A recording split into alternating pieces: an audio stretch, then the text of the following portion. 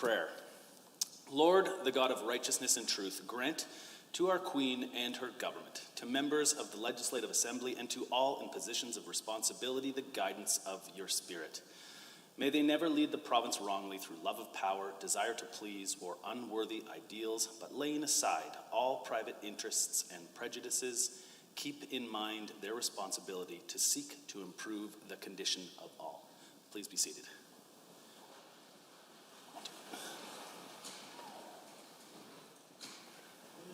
Under Government Bills and Orders for second reading, Bill 73, Infrastructure Accountability Act, adjourned debate. Ms. Lovely. And that is the beginning of orders of the day. Are there any members looking to join debate? I see the honourable member for Calgary Mountain View has risen. Thank you very much, Mr. Speaker. I am pleased to rise and speak to this act. Now, I think the first thing I'll say is this act doesn't visibly do anything bad. It just also doesn't visibly do anything good. So it sort of leaves me to wonder what we are doing here. The minister, as he spoke about this, pointed out that the media had said one of their criticisms was, what is the point of this legislation? And I could not agree with the media more on this point. So let us run through the bill because it is very short. So it has definitions, as typically a bill has at the beginning, has the roles of the minister, role of responsible minister. And so what's worth pointing out is this is the process now. Now, I know the minister said that, but I think it bears repeating because were this act doing anything, I mean, I don't know what the process is under this current government. I'm not inside that circle. I can only believe the minister that this is the current process now. I can definitely tell you that this was the process when we were in government. So, and it was a process that, to the best of my understanding, we had mostly inherited from the previous government. So it seems like this has been the process for quite a while, which makes me wonder why we need to change it. Now, the stated reason for changing it is so that it's in legislation and it's clear and that governments are held to things. The thing is, in order to hold a government to something, in order to hold anyone to something using legislation, that legislation needs to be very clear and very specific. And that, I would say, is the crux of the issue with this legislation, is that it is not clear and specific. So when you're doing something utilizing the scientific method, one of the first things you have to do is operationally define your terms. Because if you don't have an operational definition of your terms, you don't understand what it is you're measuring for. And this works pretty much the same in legislation, and it's not just legislation. In programming, for instance, if you don't have a clear definition of your terms, your program is almost certain to crash. Because you don't know what you're trying to get it to do. And legislation works a lot like that. So let's not speak in generalities, but speak specifically to, what this says. So Section 4 deals with the criteria for capital planning. And it talks about when evaluating submission, what you should consider. Whether the program or project is expected to decrease risk to health and safety or security of Albertans. I mean, that sounds like a laudable goal, doesn't it? I wouldn't disagree with that as a goal. The problem is, what does it mean, right? When you operationally define the term, what exactly does it mean? Because, and this is a thing that we see in law, we see it in science, we would see it right in program. If you look at the term and you think, okay, 5 different people reading this sentence could have a different interpretation of what is meant by the sentence, that becomes a problem. So that is one of the first issues. In Clause B, we talk about the extent to which the program or the project or program aligns with the government's strategic objectives. So, I mean, that could be just about anything. And then it goes on, so it does try to define it, the strategic objectives as defined in the government's strategic and business plans. Now, as someone who's written a government business plan before, I have to say they're of varying quality, shall we say. These things come with the budget every year. I've read them on the government side, I've read them on the opposition side. Sometimes it's clear what they mean, most of the time, not so much. So we've defined it to a set of things which themselves are not super well defined, but let's assume that that's fine. And then it says, and other government priorities. And there's no requirement for those other government priorities to be published anywhere. So that can literally mean anything. So that's the concern here. This basically says, like, one of the criteria is basically anything the government decides at that particular moment in time. The next one is the extent to which the project or program is expected to result in a positive economic impacts, including direct or indirect job creation, economic development, and activity. Again, a very good thing on its face. But you have to consider who's defining the term. And in this case, the people who are defining the term are a government whose job creation plan has thus far sort of failed, right? Now, certainly we're seeing a rebound from the pandemic right now. We're seeing oil prices come back up. We saw the Premier congratulate the energy minister for her good work because the international price of oil has come back up, which sort of suggests a misunderstanding of how world markets work, to put it politely. But yeah, I mean, certainly prices are coming back up. There is some increased activity. That is good. But we have to keep in mind that this government's actual jobs plan was to give money away to corporations, and most of those corporations took the money and ran. So again, laudable objective, but how are you going to define how you're measuring it? The next one is the extent to which the project or program is expected to result in improved delivery of programs and services. Again, any 5 people looking at that sentence could come up with various different definitions. Now, I mean, all of these things are good. Criteria in legislation are also vague, are often vague. So this isn't different because legislation needs to be left with a certain amount of flexibility. But my point here is that the stated, I see my friend is rising. Oh, that's nice. Thank you, Mr. Speaker. I do appreciate the member opposite raising these concerns, and my question to her is, if she wouldn't mind discussing the point a little further, is could there be too many descriptors to the point where the qualification becomes so restrictive that jobs cannot qualify and therefore don't proceed just because their particular criteria weren't foreseen in legislation? So I do understand the desire to more fully round that out, but to what extent, where do you cross the line and go too far, where then jobs cannot proceed? If she would be willing to possibly discuss that point, I'd be interested in her thoughts. Thank you, Mr. Speaker. Thank you very much, Mr. Speaker, and thank you to the member for the intervention. He's absolutely right. It is difficult in legislation to do that. So it's difficult to use legislation to sort of pinpoint very specific operationalized definitions when you're talking about a broad set of criteria, which is precisely why I wonder as to why it is we're putting this in legislation in the first place. I'm all for transparency. I think it's incredibly important to have a transparent process, but this legislation is supposed to hold the government to a transparent process, which is occurring already, but the sort of broadness of the criteria don't really hold anyone to anything. So again, I would say these are all laudable objectives. I understand why they need to be sort of broad if they're going to be put into legislation, but the broadness of the criteria, the necessary, in my view, broadness of the criteria sort of belies the point of the legislation. So again, it isn't necessarily anything bad. It's just, it doesn't really do much. They also include the full life cycle costs. I mean, that's obviously going to be a relevant consideration. Enhanced resiliency of the community, which again, sort of broad there. Enhancing resiliency of current infrastructure, protecting community members from natural disaster, core infrastructure for remote communities, cultural heritage, improving social and environmental circumstances of the community.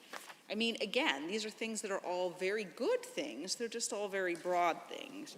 And so I don't actually think this legislation has come into the House. I think the government, at least when we were in government, was fairly transparent that these were the criteria being used to evaluate these sorts of projects. So I'm not sure that the legislation adds anything, because these were the criteria. People knew they were the criteria. So the legislation is not communicating those criteria anew. And it's not really sufficiently specific to pin anyone to anything. So that's my primary concern with this. The other thing that I find interesting is that there's going to be a strategic capital plan. So there's supposed to be a 20-year strategic plan. Now, I think this is good to do advanced planning, but I also think there's a certain danger of predicting too far into the future, shall we say. Certainly we saw, not this government, not ours, before that even, a government that came in and put in some huge transmission wires, which are costing Albertans an enormous amount of money. And they turned out not to be particularly necessary. And so that was because they had sort of predicted something really far into the future that didn't actually come to fruition at any point. It was also because sort of political folks chose to intervene in a process in which they ought not to have intervened. But the point is, these things can change over time. Oh, I see my friend is rising again. Thank you very much, Mr. Speaker. Thank you, member. On that note, I do take that point. I think that's a valid point. There are other things which would be much more needed and more easily predictable. For instance, schools and their timeline. Coming from a construction background, that predictability and having that transparency of a list going out 20 years would be very effective. The construction industry in particular would love to be able to see that proposed timeline, that proposed planning in terms of eventual projects. I think it would actually be a beneficial tool for any government in power, so that they could see on a more linear scale, instead of having a huge number of projects in any given year or set of years, that could be spread out over time for the ability of the market to respond to it. So though I do take your point, if you wouldn't mind maybe thinking or speaking to that. Thank you, member. Now 6 minutes and 50 seconds. And thank you again. That's actually an excellent point. And I think that's absolutely right.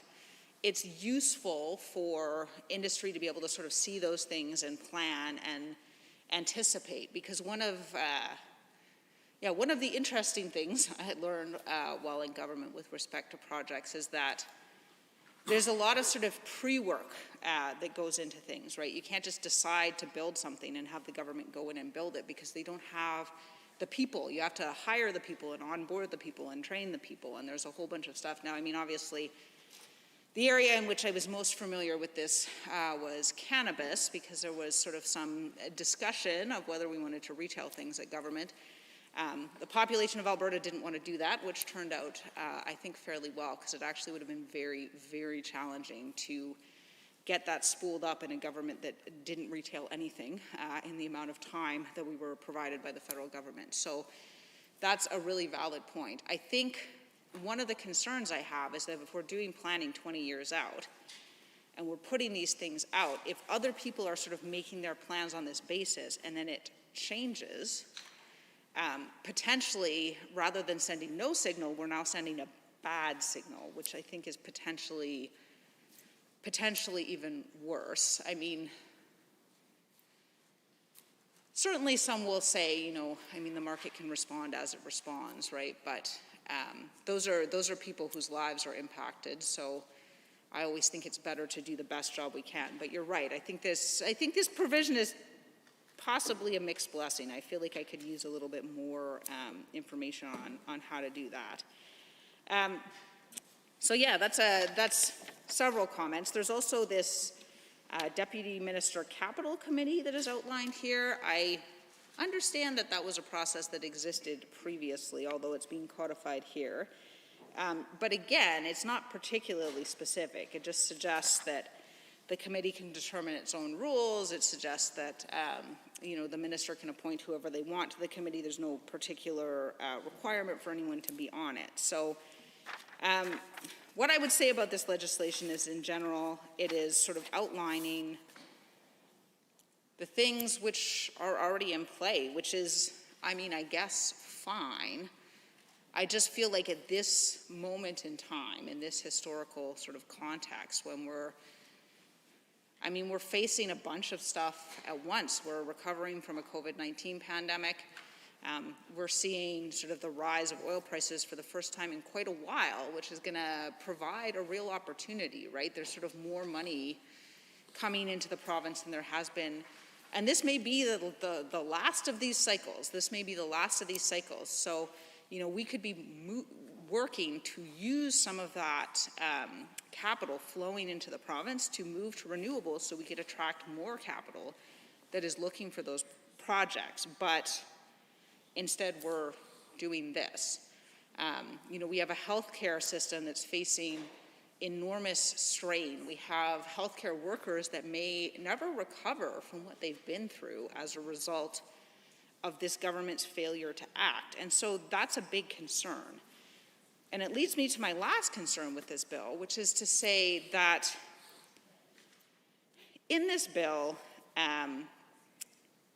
it talks about foresight, and it talks about having, objectives to plan into the future. The challenge I have with that is who's doing the planning. This is a government that first claimed there was no predicting the fourth wave. Now they're claiming they knew all along, which is, I actually think, worse. But, their ability to predict into the future for what experts and parents and doctors and literally everyone was saying was happening in 2 weeks seemed to be substantively lacking. So, your plan is only as good as your inputs. And my concern is that in this case, the inputs aren't going to be very good. And in particular, my concern is around the sort of looseness of the criteria. Now, I don't think the media will actually let the government off the hook. I don't think the media is going to say, okay, well, now it's in legislation, we're going to stop trying to hold you to account for whether or not these are necessary projects or whether the criteria are right. I think they're still going to pursue them, but the objective of this seems to be saying like, oh, look, everything's fine now, but this doesn't necessarily make everything fine because it doesn't really change anything in terms of what the state of play is. My primary concern with this bill is, again, not that it necessarily does anything bad, but that it doesn't do anything particularly at all, and that we could all sort of be using our time otherwise. For instance, we could be examining the response of the government to the fourth wave. Private members' committees that examine government decisions that went badly are not uncommon. Those committees still bear a majority of UCP representatives. And, I bet their private members have some questions too. I certainly would. Because the response was so inadequate. And I can't imagine that the folks sitting over there feel any differently than I do about that level of response. And I suspect that they are hearing from their constituents, because I know that I am certainly hearing from mine about what happened and how this could have gone so wrong. And I think there is an important humility in taking the time to look back at past decisions, to accept that an error was made, and to re-examine that and say we're going to do better in the future. So I think that would be an excellent use of this Assembly's time. I'm not sure I think that this bill is such an excellent use of this Assembly's time. But again, it doesn't do anything particularly negative. It doesn't have any obvious bad impact. I just think that with our time here, paid as we are to govern for the people of Alberta, we could be doing some significantly better things. Thank you very much, Mr. Speaker. Thank you, Honourable Member. Are there any members wishing to join debate? I see the Honourable Member for Grand Prairie. Thank you, Mr. Speaker. It is a privilege to rise this morning and speak to Bill 73, the Infrastructure Accountability Act. If passed, this act would inform how capital infrastructure projects become prioritized and create transparency for Albertans regarding the process.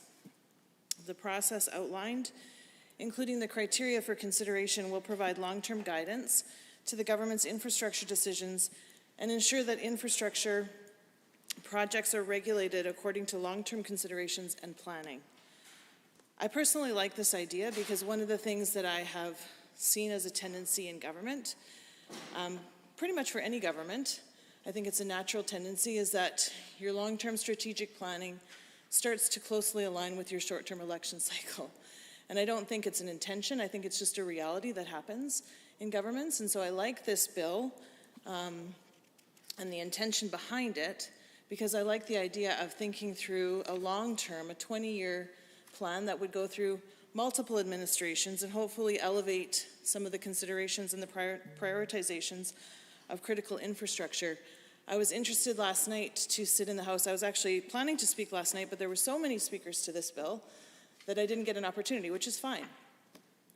I'm surprised for such a short bill how much conversation it has created amongst our colleagues, but I think that's a good thing. I really do. I think it was fascinating for me to listen last night, and I think personally, I think it underscores the reason that we need a bill like this, because clearly there's a variety of perspectives as to why you would prioritize certain projects, what infrastructure projects are important, and I think it can't be too prescriptive. To the point of the member opposite, I can understand that sometimes we think, well, it needs to be a little bit more clear, but if we make it too clear, we tie our own hands and we can't actually be nimble to a changing economy or a changing reality.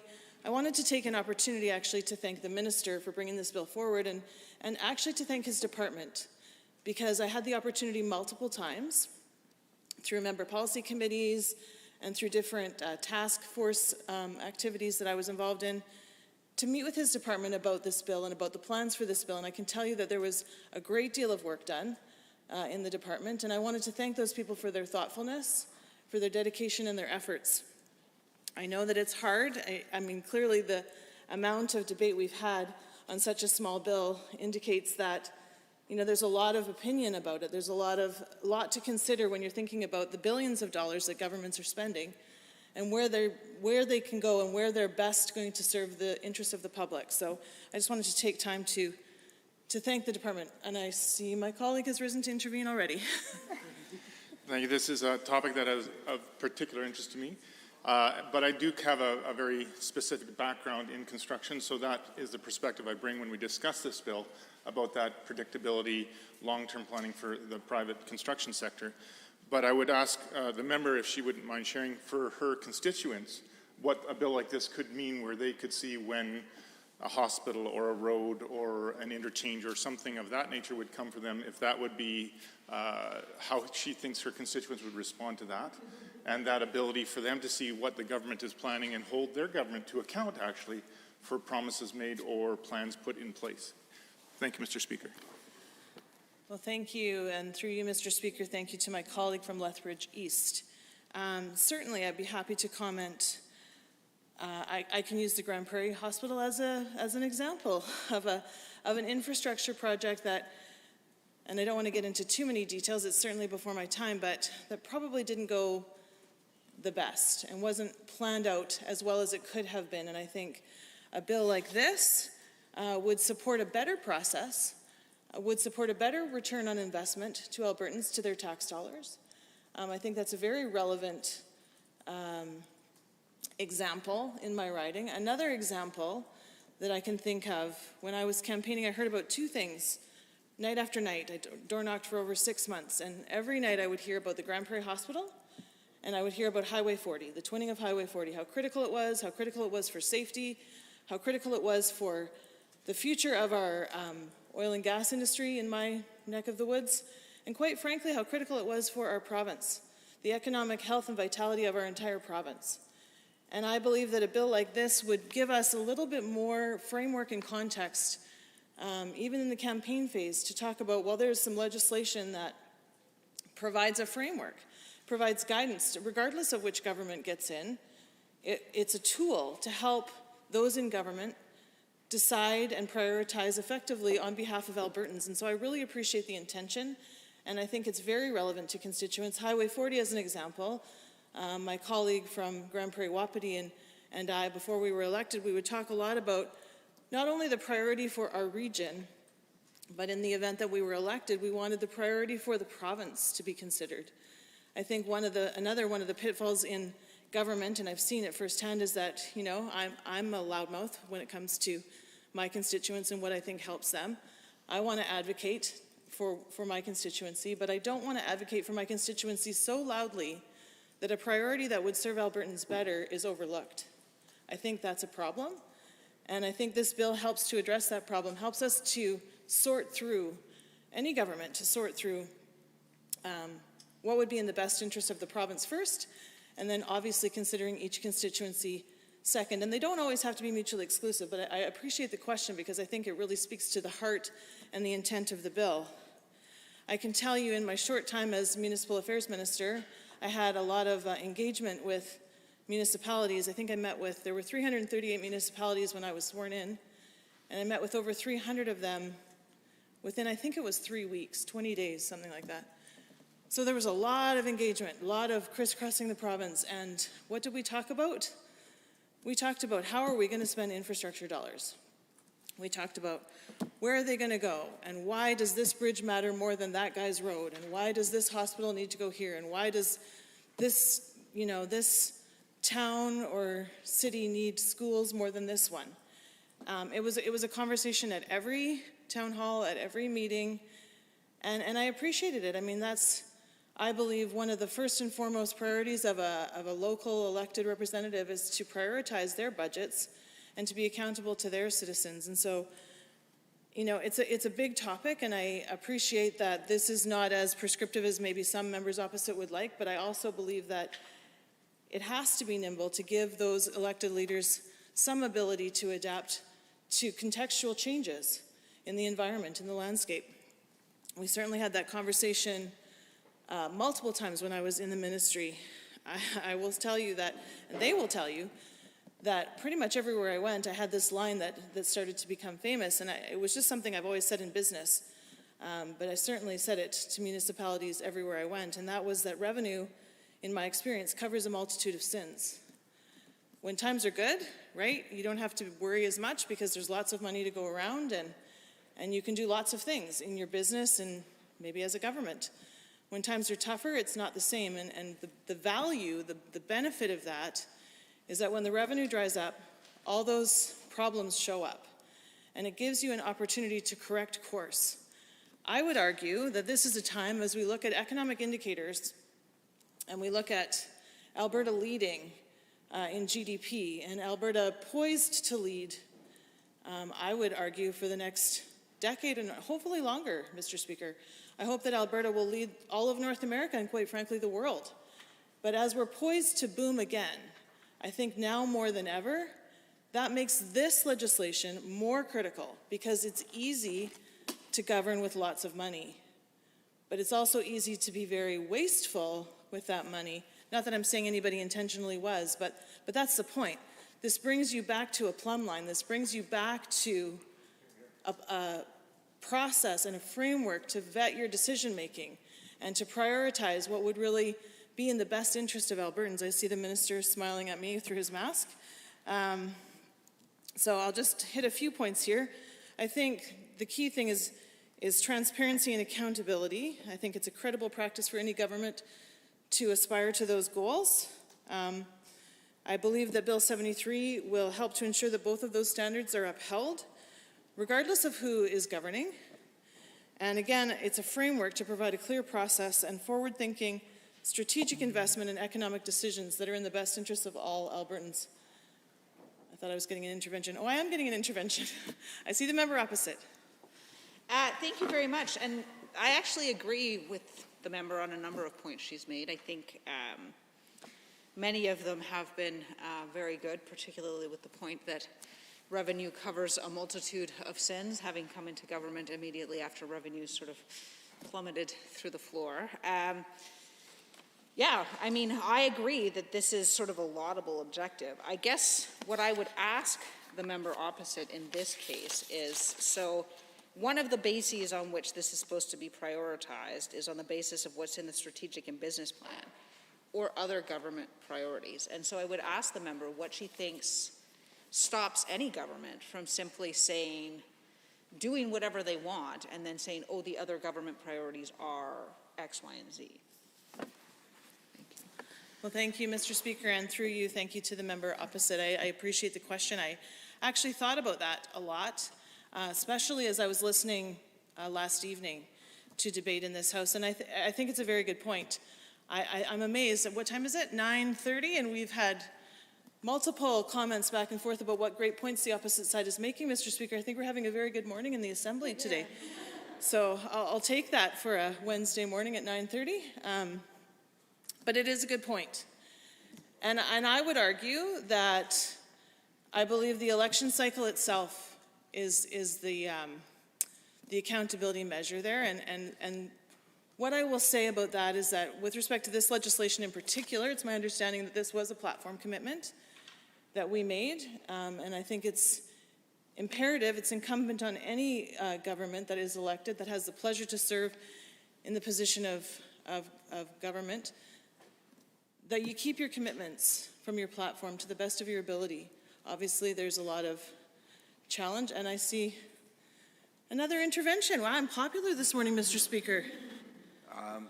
Thank you. I just, through you, Mr. Speaker, I just wanted to ask the member, I just wanted to remind her that previous NDP government, outgoing government, they set the capital plan spending average $6.4 billion per year.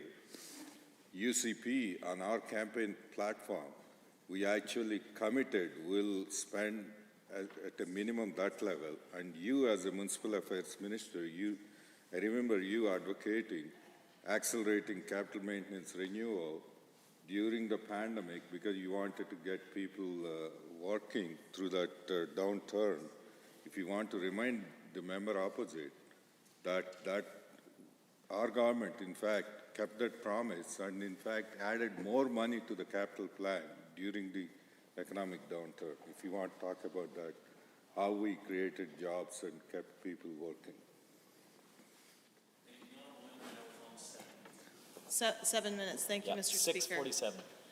Perfect. Well, I thank everyone for their enthusiastic interest in my comments this morning. I don't know that I've ever been this popular in this assembly, so this is great. I'm happy to speak. I'm just going to finish my answer to the honourable member opposite first. I did see her nodding. I think that, you know, the election cycle is part of that accountability that's built in, and I would hope that governments would stick to the platform that they campaigned on to the best of their ability. I know that's not always the case, but I would hope that that would be, and I would hope that this bill would be part of that accountability, that your strategic plan would align with what you promised voters when they voted you in, and obviously they have the opportunity to decide whether, in fact, you did do that at the next election. Not perfect, but I do think that that's part of the built-in accountability. With respect to the comments from the Minister of Infrastructure in his intervention, I would agree. I think that, you know, one of the commitments we made was to not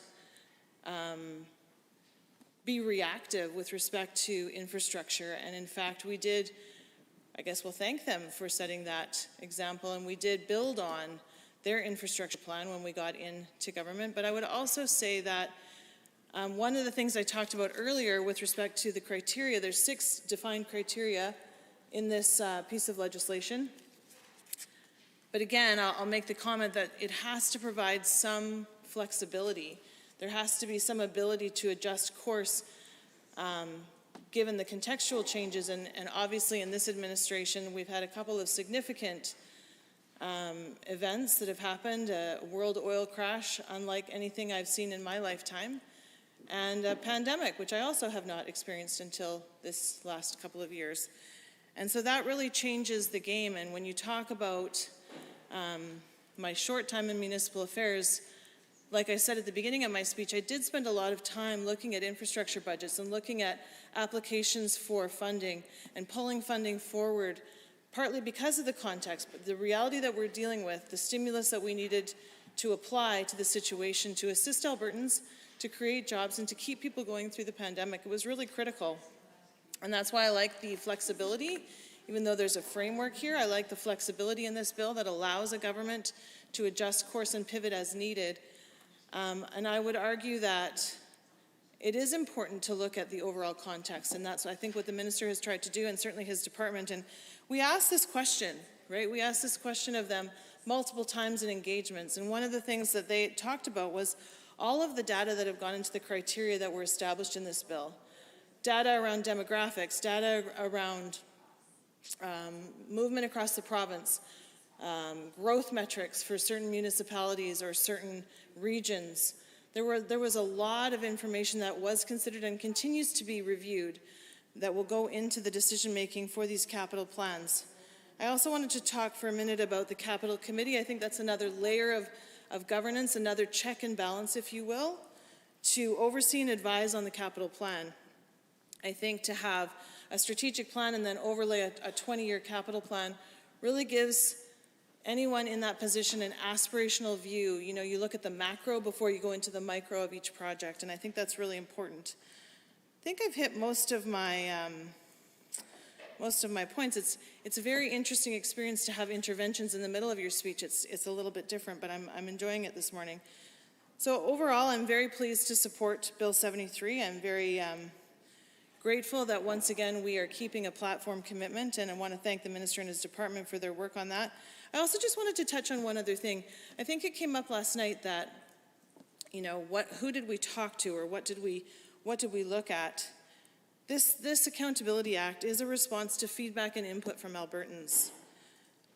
Between June and August of 2020, the government conducted surveys to inquire into the nature of infrastructure planning that was currently happening at that time in the province.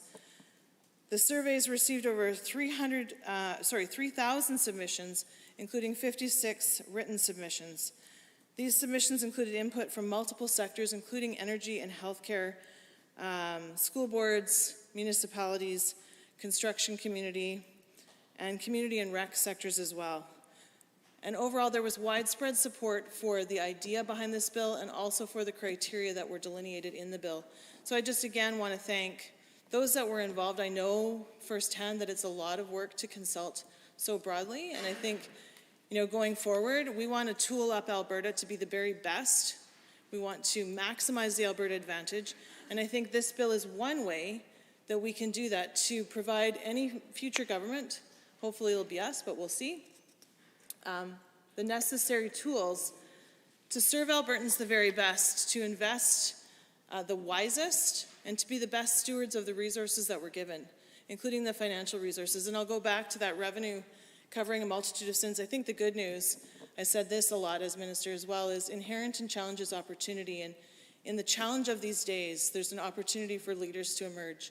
In the challenge of these days, there's an opportunity for processes like this to come forward, to really hold governments to a higher accountability for themselves and for their constituents. And so I'm very grateful and thankful to the minister and his team, and I will take my seat. As I say, I'm happy to support Bill 73. Thank you, Mr. Speaker. Thank you, Honourable Member. We are on second reading of Bill 73. I see the Honourable Member for Edmonton Meadows has risen. Thank you, Mr. Speaker. It's my pleasure to rise in the House and use the opportunity to speak to the Bill 73, Infrastructure Accountability Act, on behalf of my constituents. So it is important for two reasons to speak to this bill. To speak on behalf of Albertans, and as well as the very issue that I have spoken to in this House many times, that is also part of my writing as well. So this bill, as it proposes, is intentions to increase transparency around infrastructure planning and spending. So as all the opposition members, or my colleagues, have echoed many times, we always welcome. So anytime there is effort, initiative to increase the transparency and accountabilities around things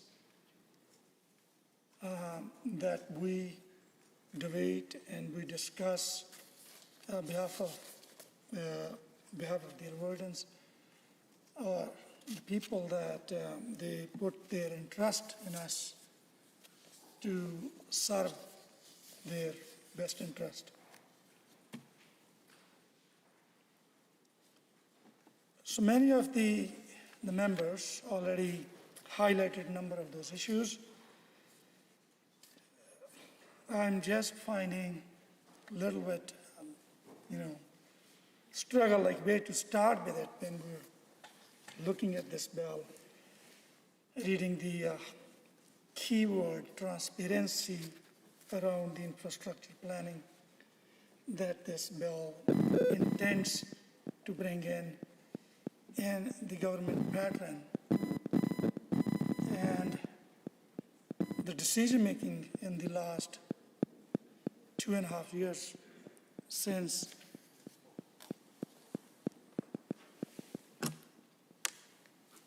sorry for that.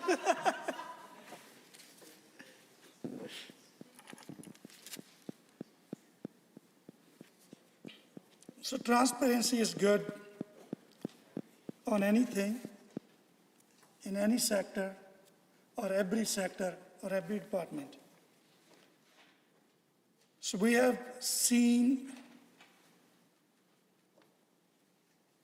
the investment fiasco in the history of Alberta that happened under this government. So the government member can stand up and say this is the thing that already happened. This is a conversation of the past. But why we keep bringing this issue when we're discussing this bill is, so there is no mechanism going forward that will stop those same mistakes, I will call, because when government try to keep the loophole in this legislation, we will not even call those mistakes. It means the government has done that deliberate action to gamble $1.3 billion from the Alberta's revenue.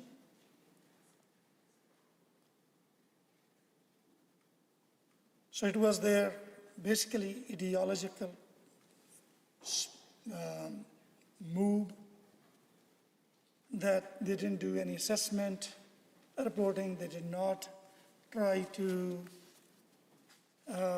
use any mechanism they could back their action by showing their accountability to Albertans.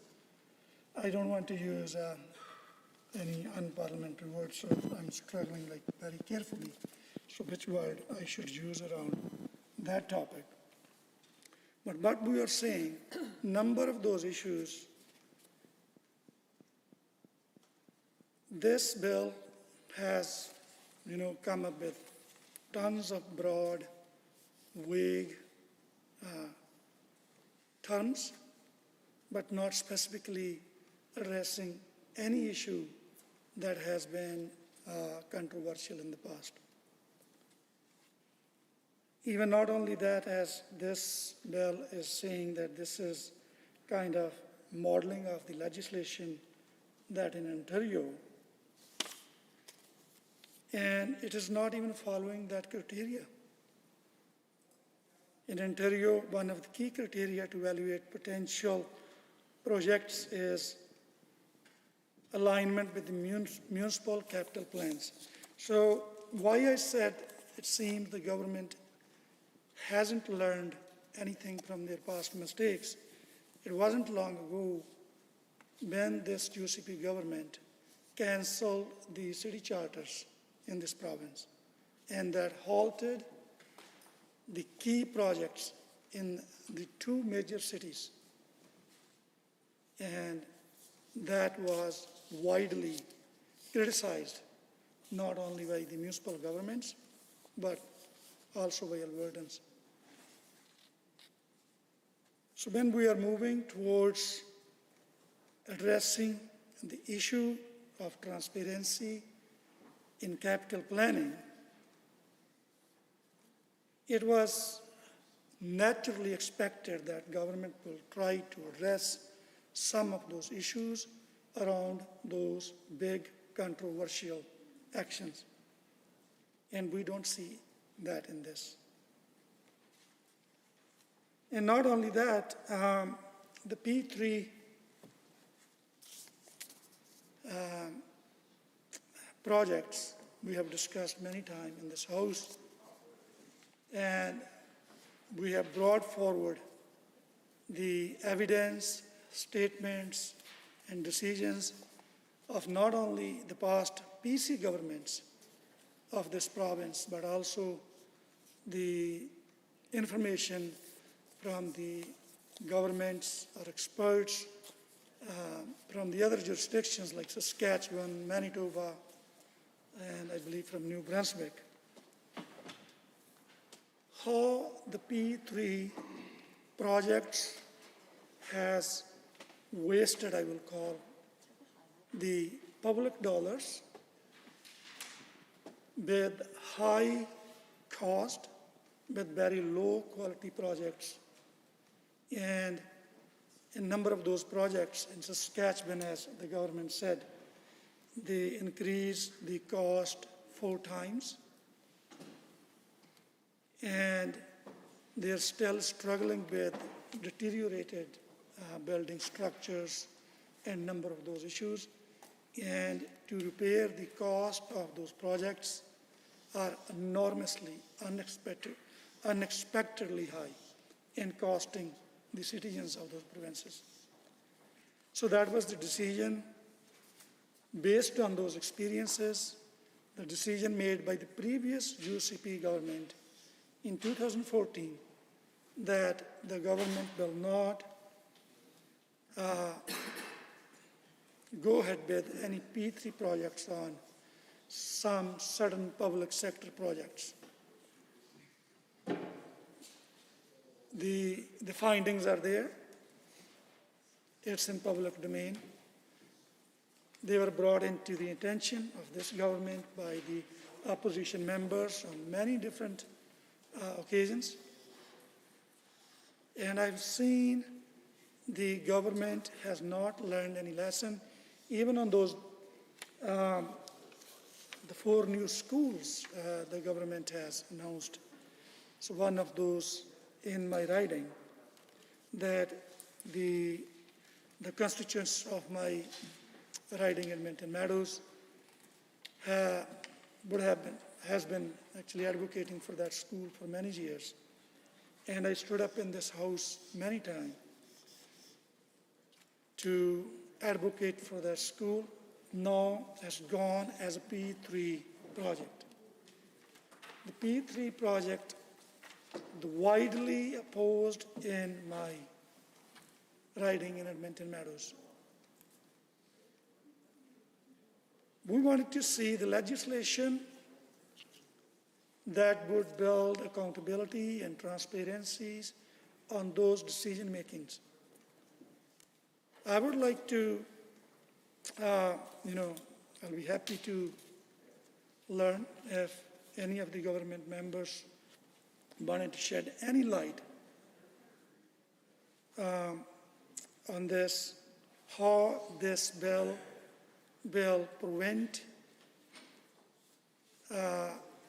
those kind of mistakes, or if the UCP government doesn't think those were the mistakes and they philosophically still feels that's the best way to go and don't want to take the evidence and the information and the controversies around those into consideration, I will be happy to learn.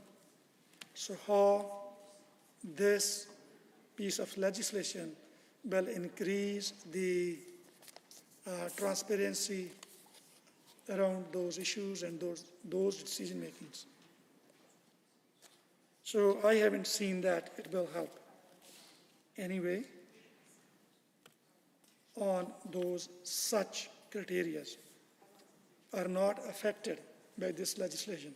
That's sad to see. And another thing what the government said when they consulted, they heard loud and clear that they should coordinate with municipalities.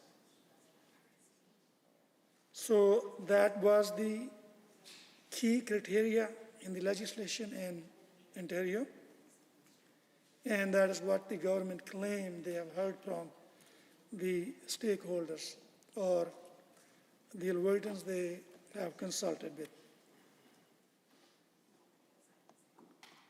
So that is not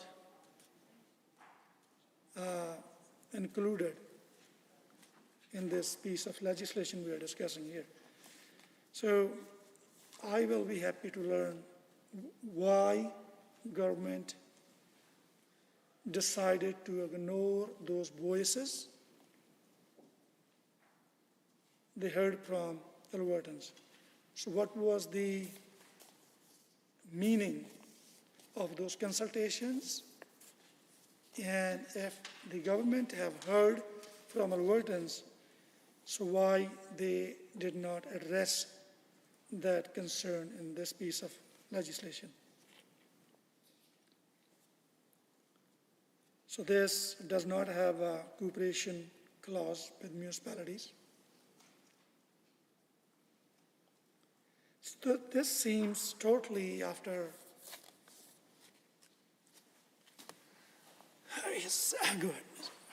Thank you for reading. And, you wanted to know what we heard.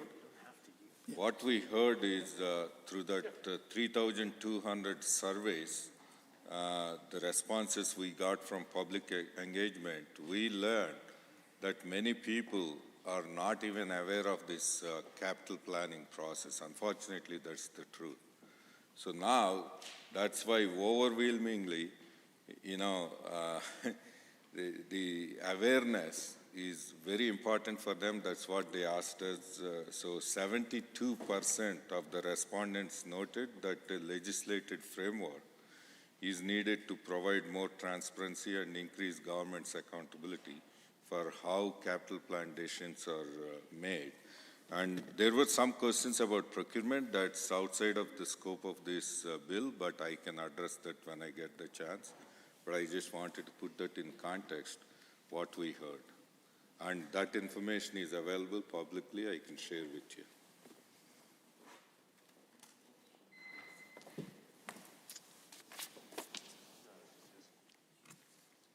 Thank you for the information, and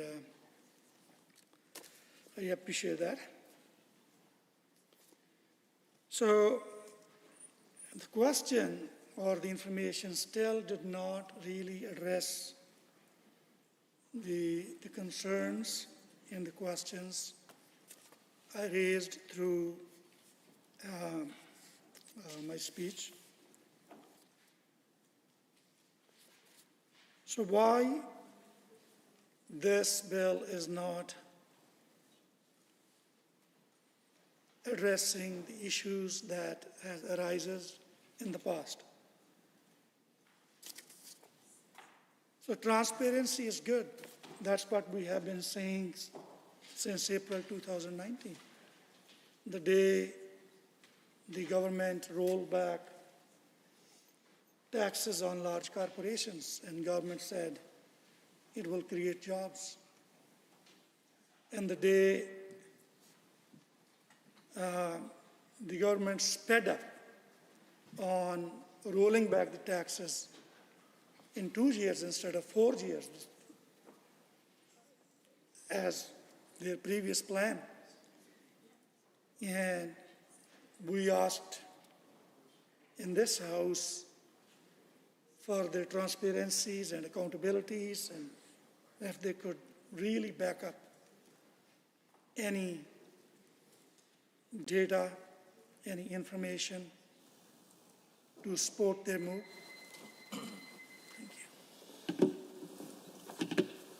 Thank you, Honourable Member. We are on second reading of Bill 73. Are there any members wishing to join debate? I see the Honourable Member for Edmonton West, Hende, has Well, thank you, Mr. Speaker, for the opportunity to rise to speak to Bill 73 here in second reading.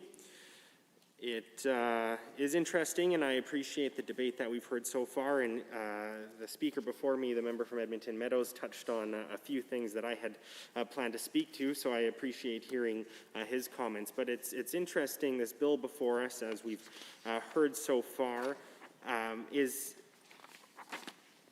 the majority of what we're seeing here is already done through regular government process. Particular when we look at the criteria that is being included in this legislation, or the criteria that is going to be considered on capital projects moving forward if this were to be passed and proclaimed, looking at the idea of expected decrease in risks to health and safety, the economic impact, the full life cycle cost of projects, including the decommissioning of those projects, protecting community members and assets from natural disaster. These are all things that are considered on a regular basis through government procedure already, as we've heard through this debate. But again, I am very concerned specifically with the idea that even though municipalities deserve to have a voice on important infrastructure investments, and we've heard that, I believe, through the What We Heard document that the government presented to stakeholders. The fact is we are not seeing that in this legislation, which is very concerning.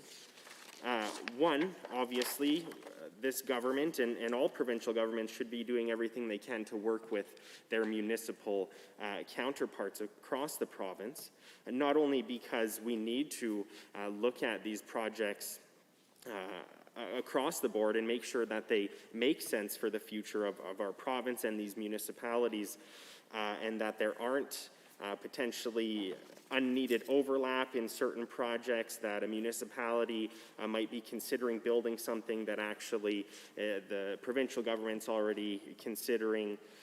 And we've seen this lack of vision from this provincial government, particularly, as has been discussed already, in the decision of this government to cancel the city charters, and we've had the opportunity to speak to that quite extensively in previous pieces of legislation. But the fact is, when the government made that decision, again, going back to when the UCP was in opposition, they fully supported the city charter when our NDP government had put it forward, and in the campaign of 2019, the UCP committed to supporting those city charters.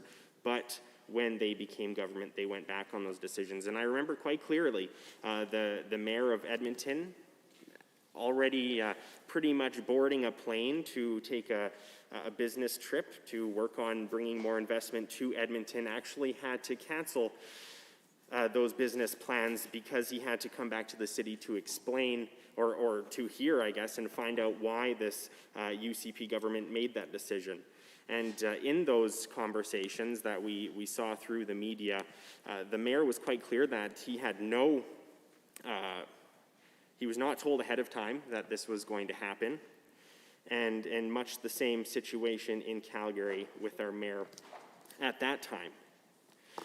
And so it's quite frustrating that while this government has had some time to reconsider that decision, or consider how we might fix those relationships between the provincial government and our municipalities, here we have a bill that is excluding them from those conversations. And these are important conversations, not only between a provincial government and a municipality for the reasons I've already described, but the fact is, when we are considering leveraging different levels of government funding, that these are conversations that must take place. And so it's quite disappointing that we're headed down this road, or continuing down this road. I was hopeful that we may have turned a corner from the outbursts that we've heard in the past from this UCP government. You may remember the previous justice minister calling Mayor Nenshi Justin Trudeau's mayor, and the conflict that that created. And again, Mr. Speaker, I was hopeful that we might be turning a corner, but through Bill 73, it doesn't seem to be the case. And again, we come back to this session continuing into the fourth wave, and our NDP opposition was hopeful that we were going to see a commitment from this government to job creation, to transparency, to protecting Albertans and our loved ones across the province. But this legislation is essentially what looks to be a make-work project for this government. We might consider the secrecy that this government has been known for in the past. You may recall this premier and this government was called the most secretive government across Canada. I believe that was potentially last year, maybe even 2019, but that was specific to the KXL deal, which again, the KXL deal would not be subject to what we're seeing in this legislation, because it is not considered a capital investment and instead is being done through the, I believe, the Alberta Petroleum Marketing Commission, and so it's not a capital project once again and is not affected by this legislation. And so we are seeing other gambles that this government has committed to that have not paid off for Albertans, that have cost us dearly. Decisions that this government are making are not going to be accountable to this legislation. And so that's another concern that I have looking at this. Again, I appreciate the member from Edmonton Meadows discussing the ideas of P3s being such a disaster in the past, not only in our province, but in provinces across Canada.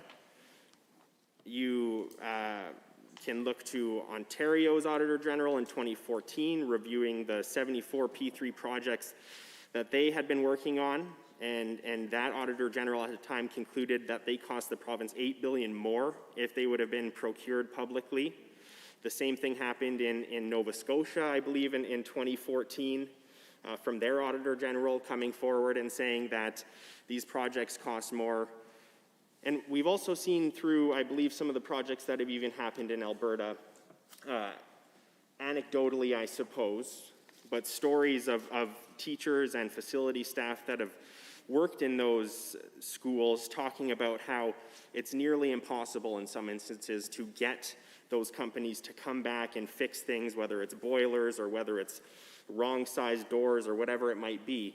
Nearly impossible to get them back, that the timelines are not effective, and that potentially, whether it's winter time and a boiler or a heater breaks down, they have no way to fix these issues themselves because of the way that these P3 models have been drafted.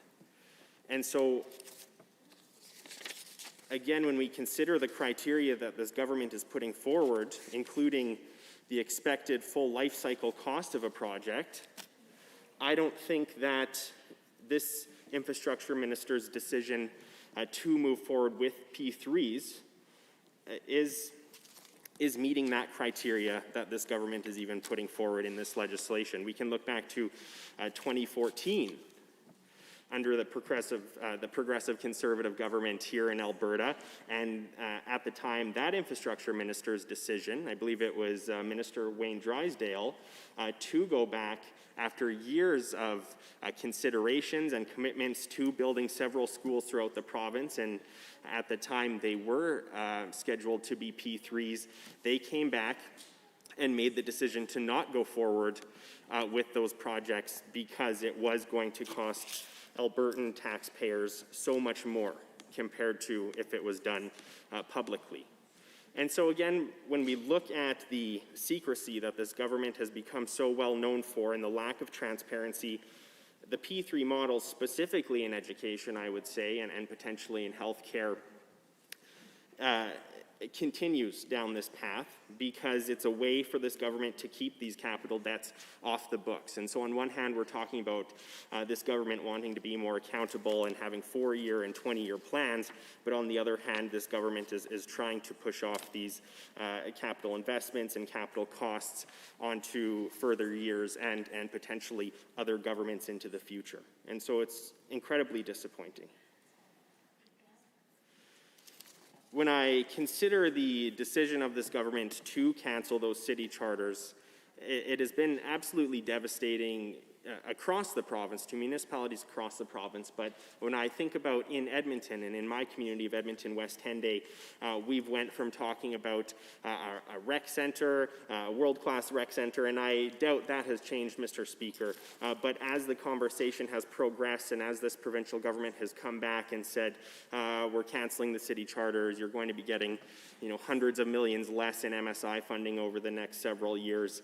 It's unfortunate that projects like these important infrastructure projects like this rec center are having to be scaled back. And further to that, because of the decisions of this government, specifically talking about raising the administration fees for policing across the province, that municipalities are now having to take on these costs. And of course, at the same time, this government is saying, that's not the case, we're not cutting police funding, but at the end of the day, municipalities are losing money for policing. So it is effectively a cut coming forward from this provincial UCP government. And so again, I think it's important that we don't do this work in silos, that while what we have before us may look like it's increasing transparency, it's effectively not changing many of the processes that already take place. And if anything, by removing the idea of ensuring alignment with regional and municipal planning to ensure there's proper coordination across the province, it seems that we're actually potentially weakening this process. And I think that there's other important considerations that have been made in the past regarding the criteria for how we ensure infrastructure accountability, as this legislation is apparently calling for. And I think that there are other pieces of criteria that are missing that have traditionally been considered by governments in the past. And as we heard from previous members on this side, not only the NDP government, we weren't the ones necessarily who created this process. It was happening before our time, but we continue to follow that because it is important that we are getting fair value, and when we are creating infrastructure projects, that we are considering things like risk to health and safety or decreasing risk to health and safety across the province, that we are protecting community members against natural disasters, and so on.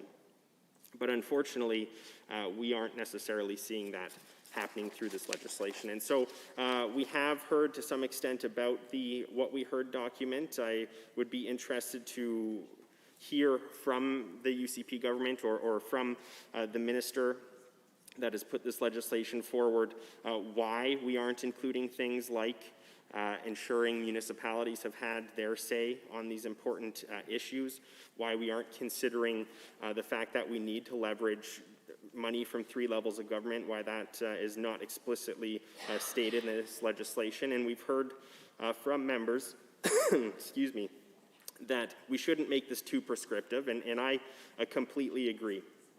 But the fact is we can also do quite the opposite and not be accountable at all when that is truly what our goal was the entire time, Mr. Speaker.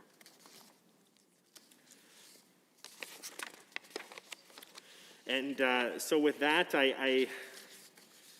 Mr. Speaker, I'm not entirely sure where I land on this. At this point, I think there's a lot missing from this legislation. I think that there's a lot more that needs to be considered, that we need to have more stakeholder feedback from municipalities and other organizations that are going to be affected by this, whether they be municipalities themselves, whether they be boards of education from across the province, both public and separate potentially. These are important conversations that I'm not sure have been fully discussed and reviewed to a point where I'm willing to support this legislation as we see it right now. So again, I think that we need to go back to the drawing board on this one. I think that this government has a lot of work to do when it comes to strengthening the relationship between themselves and their counterparts on municipal levels and on town councils. I think that a lot of damage has been done to this point. Again, I went over the story of previous mayor of Edmonton, Don Iveson, having to cancel his business flights to come back to Edmonton to figure out why the government went back on such an important decision after so much work had been put onto that, as budget considerations had taken that decision and those discussions into account to find out with a day's notice. Thank you. Thank you, Honourable Member. Are there any members wishing to join debate? I see the Honourable Member for Edmonton Castle Downs. Thank you, Mr. Speaker. It's my pleasure to rise this morning to speak to Bill 73, the Infrastructure Accountability Act. I've been listening to the debate, and one of the things that's already come up is that this was a platform promise from this government. And so, while I think increasing transparency on infrastructure is a welcome addition, there's just questions that I've heard being raised from members of this side of the House about the necessity of this legislation.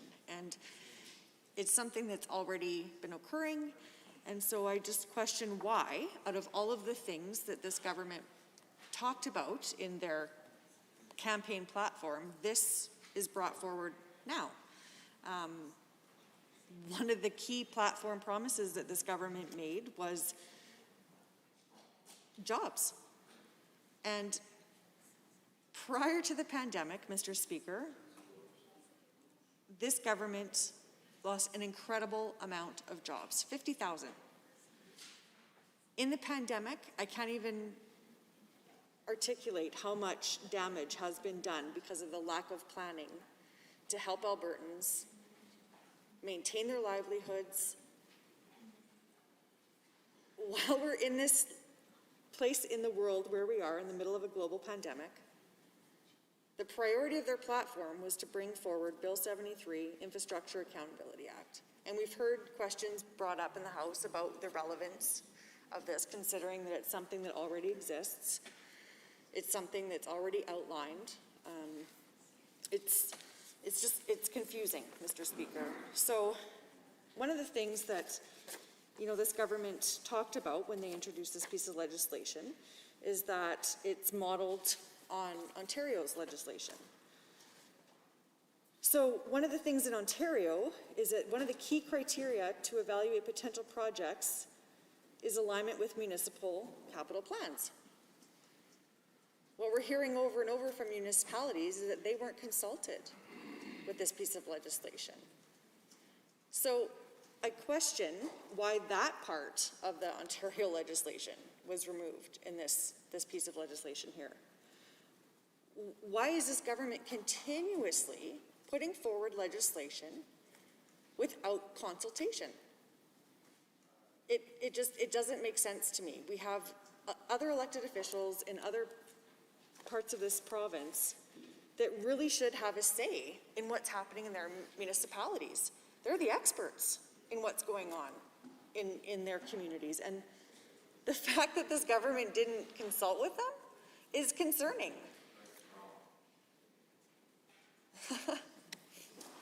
I had the minister stand up to tell me it was wrong. I'm not sure if he's wanting to interject or what, but so we have the criteria laid out in this piece of legislation in Section 4 of Bill 73 that says the criteria for capital planning submissions. When evaluating a capital planning submission other than a capital maintenance and renewal submission for the purpose of making recommendations to the Treasury Board, the responsible minister shall consider the following criteria. And there's criteria that's outlined, but I want to speak directly to Section F. There's criteria in here, enhancing the resiliency, Section F says, the extent to which the project or program is expected to enhance the resiliency of a community, including by enhancing the resiliency of existing infrastructure relied on by members of the community. I would argue that the municipality would have the highest level of understanding what's required in their community. Protecting community members and assets from natural disasters. Again, community. That would be municipalities and the leaders that hear directly on a daily basis from their constituents. Providing remote community with core infrastructure. I would like the minister, if possible, to clarify what that criteria means. What is determined to be core infrastructure? I would argue again that the municipality would have an understanding of their community and would be able to identify what their belief of core infrastructure is. So has the minister consulted with the municipality to identify what the definition of core infrastructure is? The next criteria is providing or enhancing the community's culture and heritage. Now this one I think is extremely important, considering that I'm the culture critic, and considering that this government has cut significant funds to the culture file, and specifically the heritage file. The fact that it's laid out in here, I think, is an attempt to show that there's a priority for the culture of this province, but based on their spending and cutting, I would argue that this is just words. The next criteria is improving social and environmental circumstances in the community and local conditions generally. I think that is an essential part of looking at the heart of a community and being able to improve social circumstances. Well, we know that culture and the arts do that. And we know that in order to have a thriving community, the infrastructure required needs to support the arts community. And we have a government that has continuously cut and ignored artists, gig workers, so many that contribute to this beautiful culture in our province, yet they've cut it. And here it's outlined that it's a priority. I don't understand. It's a complete disconnect from the practice of the government to the wording that they're using. And then G is something that I would love to hear from the minister. Other criteria as determined by the responsible minister from time to time. That is so sweeping in powers. And who are they consulting with for what those other criteria are? It's a big piece in here that has concerns. We have a government that Albertans have said over and over they don't trust. There's a lack of transparency. If a project is denied, is this where it's going to fall under? That the criteria determined? It doesn't make sense. Or if it's a project of a friend or someone that they want to support, will that be the criteria? I would love some clarity around what Section G means. Other criteria as determined by the responsible minister from time to time. That is so vague, Mr. Speaker. That is not transparent, despite what this government is claiming this legislation does. I see the minister has risen for an intervention, and I will accept that. Thank you. Thank you. Thank you for raising some of the concerns you have, but I just wanted to, you talked mostly about municipalities. They are not bound by this legislation. Municipal Affairs Minister will continue to work with different municipalities, and they can discuss their unique capital projects through the municipal affairs and put forward their processes. And they can use their own processes for their own unique priorities. But when it comes to submitting their capital plan request to the provincial government, they are guided and informed by that criteria. And you asked whether we consulted. We widely consulted. 60 of them submitted their feedback. And to your question about the minister's discretion, for example, during pandemic, for example, that's a scenario we had to respond to the emerging situation. So those are the things when municipalities came to us. In fact, in the House, I heard some members talking about the uniqueness of their projects, how we responded in the last 2 years to prioritize those projects outside the process, just to respond to the local community needs. That's what it meant. Thank you, Mr. Speaker. And thank you to the minister for speaking. I'm concerned when I hear other ministers. I think that when you have the important role of infrastructure, there should be an ongoing consultation with everybody. I would love to know what the culture minister's information and feedback has been and their influence on this, because as my role as the culture critic, I talk to organizations, community leagues, agriculture societies, culture industry all across the province, from the very north to the south to the east to the west. And in that process of consulting and listening to the community, not only have they identified that they don't feel that there's any sort of support or plan to help them to create jobs, they're also saying that there's considerable outstanding infrastructure needs in their communities. A lot of these organizations rely on gatherings, and during the pandemic, that wasn't a possibility. They weren't able to raise funds through fees and gatherings and events. And so some of their infrastructure has been ignored because they couldn't financially provide for the services and the things that they needed. There was an example of an agriculture society that reached out to me to express concern about their arena. So their arena in their community is a huge gathering place. It's supported by the majority of the community for activities. One of the main things of this arena is the ability to provide hockey to the community. They're a remote community, and it's the only facility in their area where the kids can go and skate. And so last year, with the way that this government let the province know about restrictions and being open and everything regarding the guidelines for the pandemic, they were told, we're going ahead. So they flooded the ice, they had ice ready to go, and within a few weeks, just not making a decision early enough to give everybody a heads up, they canceled child and youth sports activities. So because of the delay in a response from the government, and because of lack of support to communities and infrastructure, this arena had to pay around $2,000 a month to maintain the ice because they didn't have the ability to drain it. They had to wait until spring. These are stories that I'm hearing from communities all across the province. Every one of our ridings has community organizations that are struggling. They need help. They need a response from government. Talking about different things that this bill will do, I don't see the response to the communities. Do you want me to do it now? Intervention. Oh. Sorry, this is a new process.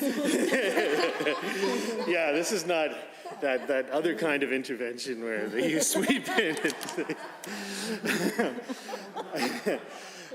Thank you. You know, you just reminded me of so many outstanding projects, and we saw with quite a dramatic decrease in CFIP funding and community initiative funding that communities have been shortchanged. And so, I'm curious now, you saw this bill land on our desks the other day around infrastructure accountability. My feeling is that there's a lot of accountability as to where and how and the dispersal of community initiative funding happens around the province. And, some places, sometimes it just comes down to someone being able to be better at writing grants than other people, or having somebody advocating more strongly for them or so forth. How can we make this Infrastructure Accountability Act fit into community initiatives? Thank you, Mr. Speaker, and thank you for your patience with my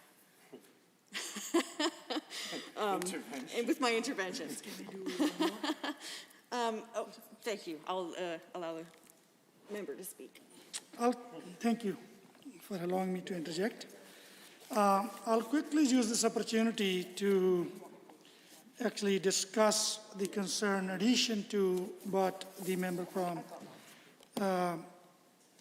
Castledown has eloquently actually brought into the discussion. I wrote a letter on behalf of my constituents back last year in 2020 to the Ministry of Infrastructure. So there was accident in the community yesterday in my riding. Train accident where the individual was injured in Tamarack, Maple community.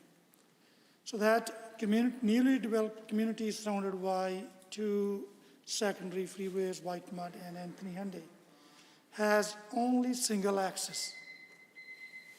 Thank you. Thank you, member. And 1 minute to go very fast. it does go very fast. So one of the things that is concerning to me when I hear from so many organizations across the provinces that are struggling, that have had their budgets cut in the culture sector, and communities are impacted all across the province. Can you do it again? I don't believe I'm allowed another intervention. I think there's been... during these remarks, and so there will be no further interventions. And while I am on my feet, may I thank you to the honourable member. While it is a new process, appreciate everyone's patience with it. I think that the intervention process has been going quite well thus far. Might I counted 4 interventions, including mine. Okay, there's been 3 interventions. One by yourself, one by the honourable member for Edmonton Northwest, and one by the honourable member for Edmonton Meadows, being the 3 interventions. And so that concludes interventions for this speech. But as I was saying, I appreciate... I'm just trying to learn. Yeah, no, I appreciate the fact, and I understand that there's going to be some learning curve for us all, and so thank you for everyone's patience. I might suggest that if a member would like to intervene, that it would be appropriate for them to say, would the member make way? May I intervene? Provide some sort of oral notice to the member in case they don't see. Perhaps that would have been helpful for the honourable member, but appreciate everyone's patience. The honourable member for Edmonton Castle Downs has 4 minutes and 22 seconds remaining, which includes the additional 2 minutes that were granted to her speech. Thank you very much, Mr. Speaker. And I like your suggestion to clearly articulate that they are standing up to ask for an intervention. I think while we're learning, it's wonderful. So back to what I was talking about with the concerns about all of the cuts and the grants, that support culture, support community, support the heritage of our province. There is absolutely nothing in this bill that requires this government to apply it to the upcoming budget 2022 capital plan. So they're introducing a piece of legislation that actually isn't going to be in effect for their upcoming budget. So I question what the purpose of this being introduced right now is. We know, we've heard it was part of our platform promise. And like I mentioned in my remarks earlier, that so was jobs. We haven't seen that. So I think when this debate continues, I think it's important to remember that there's so many that should be consulted when we're making decisions in the legislature. And for me, I know it's important to hear from communities and their representatives, like their municipal leaders. And I just question why this government would put this forward without having those consultations, without talking to the communities. Because it takes a simple phone call from me to reach out to one organization in the province, and they have a list of outstanding needs. They have a list of things that they actually require in their community to keep it going. In some of our small communities, their community center, their ice arena, their clubhouse, whatever it is the core heart of that community. and to know that they're struggling and that there's funding being cut to different grants where they can oppose or where they can access that is a concern. We have a piece of legislation that just really reinforces what the government already does. We have criteria that are questionable at best. While I appreciate the minister talking about, being able to respond to the pandemic, which I think is absolutely important, they were able to do it without this. So it's confusing to me why that wording is put in here. It's just very sweeping, huge powers that are given to a government that simply Albertans aren't trusting at this point. We've seen a huge lack of transparency from this government, and I question why some of the wording is in here. So with that, Mr. Speaker, I will conclude my remarks for this, and I would like to adjourn debate. Members, having heard the motion on behalf of the Honourable Member of Castle Downs to adjourn debate, all those in favour of the motion, please say aye. Aye. Any opposed, please say no. In my opinion, the ayes have it. That motion is carried and so ordered. Under Government Bills and Orders for second reading, Bill 49, Labour Mobility Act, adjourn debate, Mr. Ceci. Are there others wishing to join in the debate on second reading of Bill 49? I see the Honourable, the member for Edmonton Manning has risen. Well, thank you, Mr. Speaker, and thank you for recognizing me, and it's an honor to rise and speak to Bill 49, the Labour Mobility Act. Given we're in second reading, I have some thoughts and some questions that I look forward to hopefully hearing from the members opposite for maybe some points of clarity. But before I go there were some comments that were made yesterday in the House by the Premier in regards to, of course, the forestry sector and the agriculture sector. Sectors that I, have obviously been talking to over the period of time that the minister or the Premier mentioned, and some of his comments were speaking about, the economic drivers and how much GDP that forestry and agriculture provided and has been as the economic drivers in Alberta over the last year and a half. I don't dispute that. I find it odd, though, that as the Premier is talking about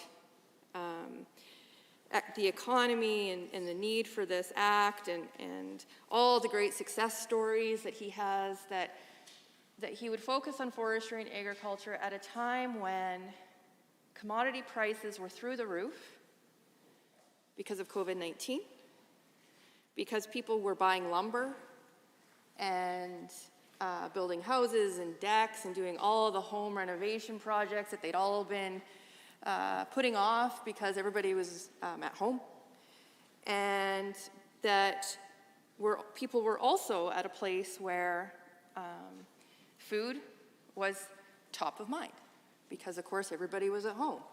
And people were making sure that they had enough flour and were able to make their own yeast and do all of the things that people were doing during COVID.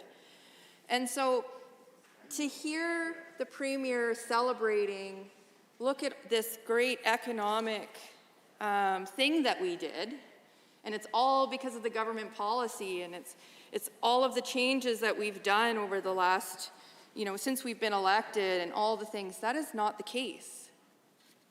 The reality is that it's based on commodity, and it's based on the market, and the market dictates what the cost of products are. The cost of lumber went through the roof because there was a high demand for it.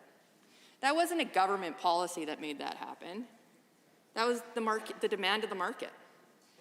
Agriculture products, same thing. The Premier yesterday said this is going to be one of the best seasons for agriculture because of the commodity price. What's really disappointing about that statement is that that's a have and a have not statement, because agriculture producers that are going to benefit from being able to sell their grain products, their cereal products, are the ones that actually had any yield this year. But what we know is that across the province, due to the drought, many of our producers don't have the yield that they normally would have. So yes, there will be many or some producers that are going to do very well this year. There's also going to be very, very many producers that will not.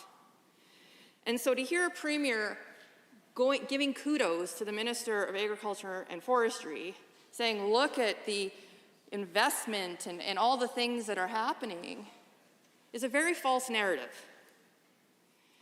And it's disappointing because what it does is takes away from the reality of what's going on when it comes to our markets. And I get really concerned when there isn't a recognition that the powers that are in the control of the government to support those industries are actually, those mechanisms aren't being used. So, for example, going back to agriculture and looking at producers that are going to do well and those who will not, they're looking for supports right now for drought response. Called for it all summer. And yet, we only saw $96 provided per head through Agri Recovery. We're still waiting for $1.06. Many producers haven't received those payouts. That means some of them haven't even received the first payout. So they're stressed because they need to access feed costs. They need to access water. They need supports from this government, and yet we have radio silence. We have producers whose yields were so low that they don't even know if they're going to be able to buy seed next year. But yet, the Premier is super excited about commodity prices. Like, we're seeing some ton was $8 at the beginning of season are now up to $20 a ton. And yet, those producers need to buy seed next year, and they have no capital to buy the seed. But let's celebrate today and ignore the fact that this government needs to be working with our producers to make sure their crop insurance are paid out, to make sure that Agri Recovery is triggered to make sense, that we're looking at all of the different things that we know our producers have been asking for, and at the same time, supporting our AFSC staff who now have to deal with Agri Recovery, have to do crop insurance payouts, have to do crop assessments, have to do grain assessments, have to reassign and start processing future insurance applications. There's a lot going on for those staff, and they're exhausted and they're drowning. And yet, the Premier is super excited about commodity prices. So, those are my comments from the Premier's comments yesterday. And I just wanted to quickly touch on the forestry comment around increasing of yield and being able to have timber access allocation. You talk to any of our producers in forestry, and they're going to say they don't even think they can hit those targets. So it looks good on paper, but it's not something that they actually feel is something that they're going to be able to achieve. So sure, congratulations. The allocation was changes for timber access. Reality of it is that they're not going to hit those targets, even with COVID and the fact that the demand for timber was so high. They just don't think that the fiber access is really something that they're going to be able to do right away. So there's that. Now, those are my things around yesterday. The one thing I do really enjoy about this bill is that because it's about labor mobility, it's about the economy, and we just get to talk about the economy the whole time. But some of the questions that do come up for me, again, going back to some of the professions that are listed in this piece of legislation, are veterinarians. So we know that COVID, either you had a baby or you got a puppy. It was sort of like the COVID puppy or the COVID cat. Lots of people got animals during COVID. If it wasn't an air fryer, it was a dog. Some maybe a baby, it was kind of whatever. So The thing around that, though, is that what that's done is substantially increase the pressure on our small companion animal veterinarians, and also has moved some of our bigger animal veterinarians around a bit, just because now they're doing kind of small and big. So what we know is we've got 850 vacancies currently in the province when it comes to veterinarian vets and veterinarian assistants. Now, fun fact, there's an agreement nationally that if you are certified with a national exam, which most vets are, you can move wherever you want in the country. You just apply to the local provincial association and they'll give you your certification and away you go. You don't actually need anything per province in any special way when it comes to accreditation, because the veterinary associations and the National Veterinary Board created a system that allows vets to move wherever they want. And in fact, it only takes about 3 days turnaround if you apply in Alberta to get your veterinary accredentials done. Super fast, great. So, I guess my question would be, is why are they included in the bill? If the mechanisms already exist, and the associations have already created an agreement, and there's an ability for this to already happen, why is the government sticking their fingers in it? I thought this government of all governments would be the government that says, we don't need to touch it, it's already fixed. That actually looks like red tape. So the association would like to know, why are you creating more red tape? Why are you making them put the application online? Why all the things? Why pulling people out of the association that are already doing the accreditation and making them work on some online project where they have to create a website now to demonstrate the accountability, and like, this is what we're doing. Why does that need to be done? It's already successful. Veterinarians can already move across the country with no barriers. And Alberta is one of the most successful when it comes to the turnaround times for accreditation. So, Service Alberta, Minister of Labor, anybody would be able to answer that question for me. I would appreciate that. The other thing I think is that just by allowing labor mobility and saying, well, a vet in, rural BC could move to rural Alberta, and a big animal vet, which we need in Saskatchewan, may want to move to Alberta. Those are good things. It's already happening if they so choose. What we know about veterinarians specifically, though, is once they establish their practice, they tend to stay because they're business owners and they've already built their business and they've invested and they've hired local people. They've probably started their family here. Their kids are here. Their grandbabies are here, whoever. So they don't tend to move around a lot. But I'm not saying that they shouldn't, and I'm not discouraging that. We need vets in Alberta for sure. But again, the mechanism's in place. What would be really beneficial, though, if the government wanted to do something to help veterinarians, is to invest in infrastructure in our post-secondaries and to fund more spaces. Because the reality is that we have a vet shortage across the country. We actually have a vet shortage nationally, internationally.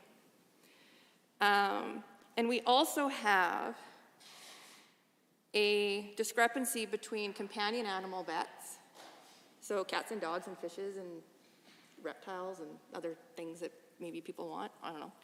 I'm a dog person myself. Versus big animals, so our livestock vets. And so I think, that would be a solution to a problem that I think the government could seriously look at and potentially fix, right?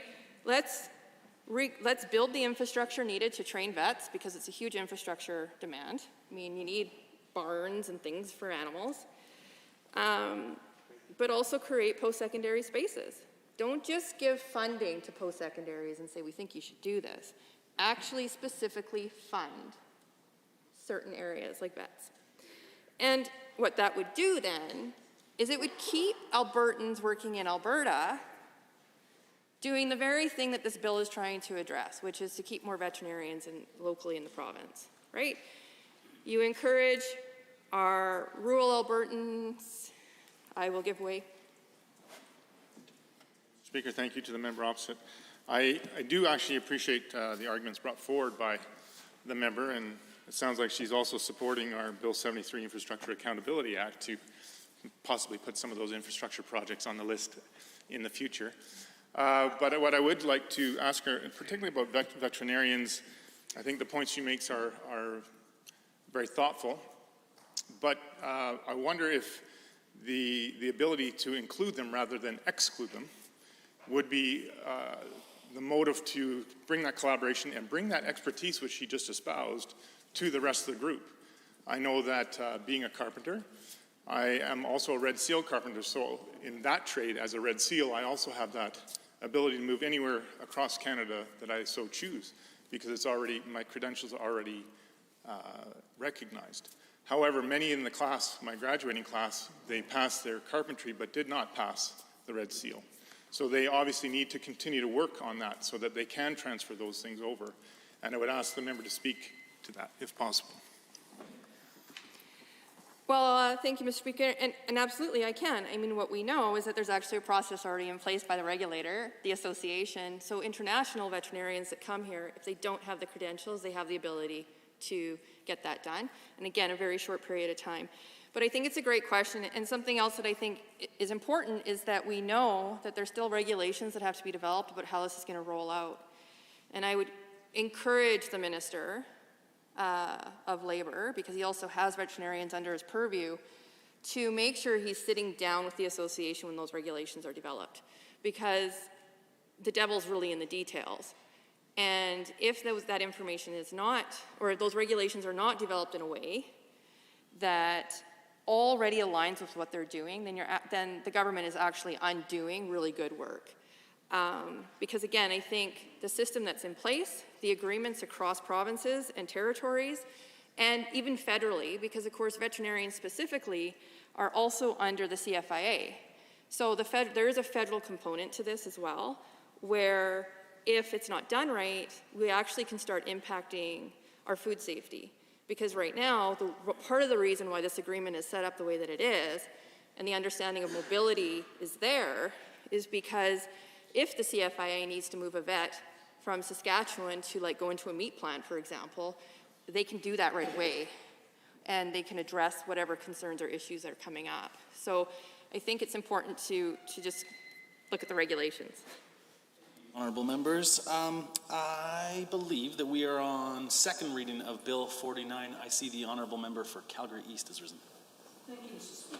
It's my privilege and honor to rise today and speak to this important piece of government legislation. Bill 49, the Labour Mobility Act, will make it faster and easier for skilled professionals and trade workers in Canada who have been certified in other provinces to have their credentials recognized here in Alberta. Let me first express my appreciation to the Premier for taking the initiative for introducing this bill that would make it easier for skilled professionals to come and work to Alberta and help grow the economy. I also want to express my appreciation to all the stakeholders who have provided their feedback during the virtual consultations held with Alberta's regulatory bodies, both inside and outside of the government. Mr. Speaker, Bill 49 will create a streamlined, consistent, and transparent approach for recognizing skills, education, and credentials of workers from all across Canada. It will also be the very first and only legislation among the provinces in the country that requires a limit of 20 days to assess the applications. By having that time frame, it ensures Alberta's job creators that they will be able to meet the labor market needs with skilled professionals as we move forward in diversifying our economy. Alberta has always been an attractive place to live and work. We have here a vast of Canadian Rockies, wonderful and clear lakes, and a world leader in ethical development and production of natural resources with high environmental standards. People from all across Canada, all across the world, in fact, come to Alberta and settle here because of the rich opportunity this province provides. Opportunity for individuals and families to work hard, grow their businesses, and support all of their aspirations. I believe the fondest example of this that comes to mind is for anyone who spent time working in Alberta's oil and gas sector. If that's your experience, then you have time working with folks who travel here from Newfoundland, the total opposite end of the country. And I know our two distant provinces share a special relationship because of that experiences. I myself, Mr. Speaker, have immigrated to Canada, first in Ontario and then later settled here in Alberta. As I saw a huge opportunity of success, I was able to establish my business, which I have maintained for more than 20 years. I'm happy to support this piece of government legislation because I believe it will help position Alberta as a national leader in labor mobility, which will continue building Alberta's economy up as the province comes out of a very tough couple of years. Bill 49 aligns with changes introduced in 2019 through the Fair Registration Practices Act to help speed up the process of assessing credentials recognized so skilled newcomers can work in careers they are trained for. The bill is also in keeping with the government's goal of reducing red tape, helping to create more jobs, and removing barriers between the provinces and territories in order to better harmonize provincial mobility for apprentices and skilled tradespeople.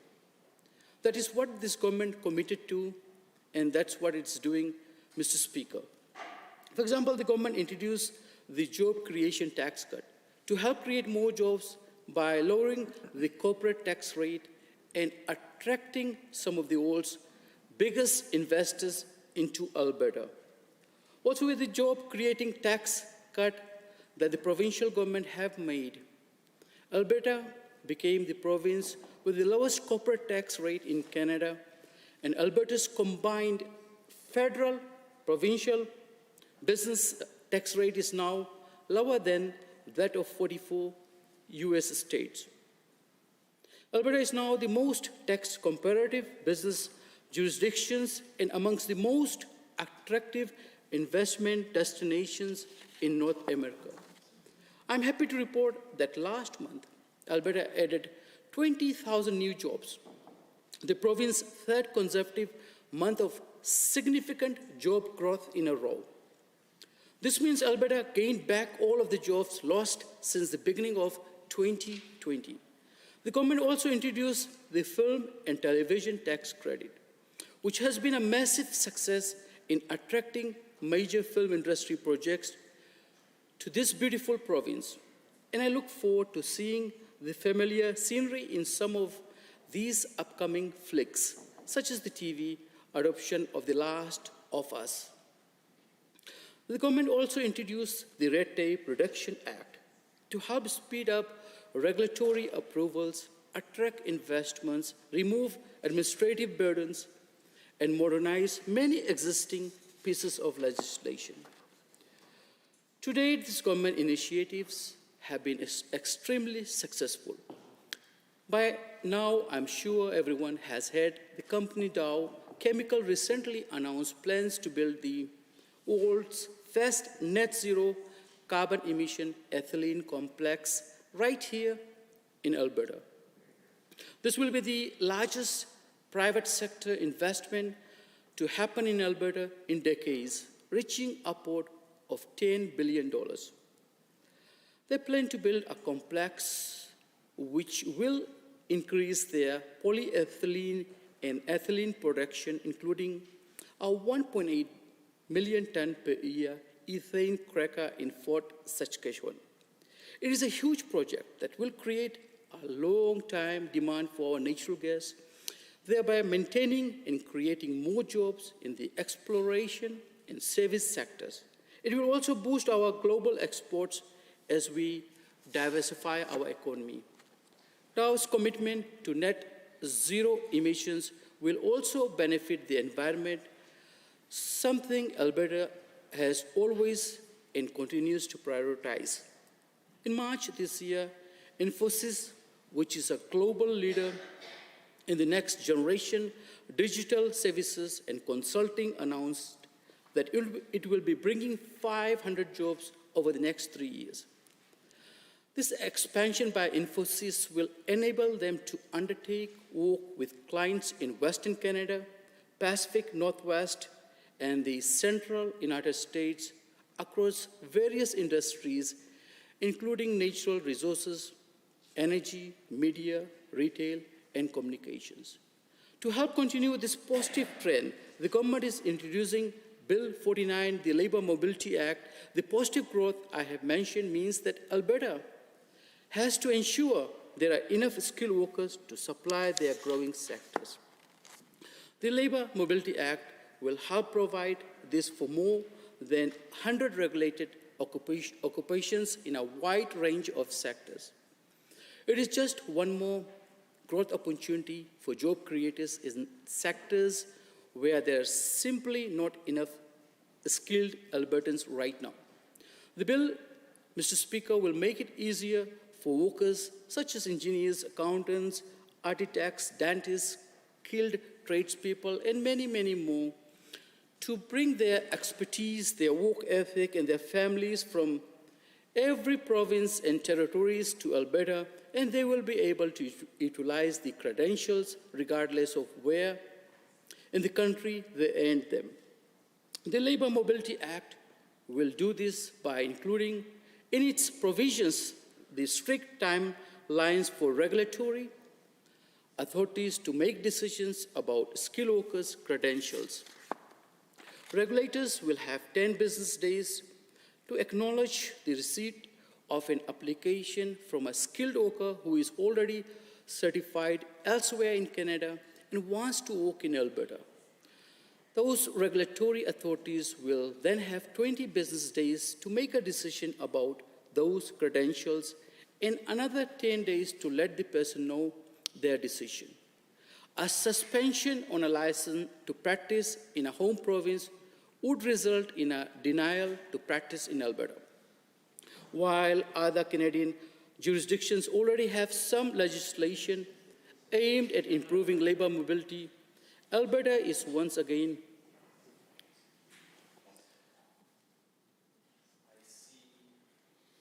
Should you choose to accept the intervention? Honourable member? Sure. Sure? Okay, please. Thank you, member, for allowing me to make a couple of comments. Member mentioned about a previous legislation that relates to foreign credentials, and member also mentioned something to the fact that that has helped Alberta, and I'm wondering if member has any specific data to share how that bill relating to foreign credentials and the timeline set in that legislation has helped Alberta and those who are coming from other jurisdictions get their credentials certified and be part of the labor force. If there is any specific data that he would want to share or specific information about that legislation, that'd be great. Thank you. 4.5 minutes remain. Thank you, Mr. Speaker, and thank you, Honourable Member, for this important question. I'll do my best to answer your question as I continue to express my thoughts about the bill and your question will also shed more light to this bill. As the regulators will have 10 business days to acknowledge the receipt of an application from a skilled worker who is already certified elsewhere in Canada and wants to work in Alberta. Those regulatory authorities will then have 20 business days to make a decision about the credentials and another 10 days to let the person know their decision.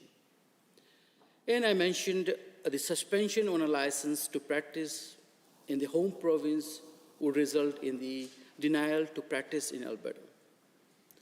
While other Canadian jurisdictions already have some legislation aimed at improving labor mobility, Alberta is once again leading the way by being the first to enshrine timelines for decisions making in legislation.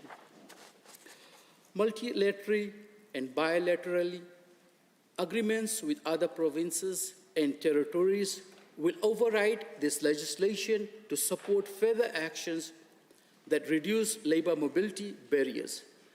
Regulators will have to keep records of their decisions for 3 years. There will be a new appeal and internal review process. The documentation required for application from other parts of Canada will be lowered, and the required documentation and fees for the process will have to be publicly posted for all Canadians to view. Of course, the government will not leave these regulators to meet those requirements with no consideration. The government have committed in good faith to working with regulators to ensure they have the ability to meet these new timelines and requirements. Sufficient time will be provided to regulatory authorities to build resources and capacity. Should there be any issues that will arise, the government has also committed to work with them to resolve these possible issues. The provincial government will work with regulatory authorities to ensure Alberta maintains high professional standards while also attracting highly skilled Canadian certified workers to our province. This is an important step for helping to continue Alberta's upward economic trend. Improving labor mobility is a key priority for many industries in Alberta. David McLean, the Vice President of the Alberta and Saskatchewan Canadian Manufacturers and Exports say that, quote, "One of the biggest challenges facing Alberta businesses is attraction and retention of workers, including skilled workers and trades. Economic growth and diversification hinges on the ability of employers to acquire the people they need when they need them.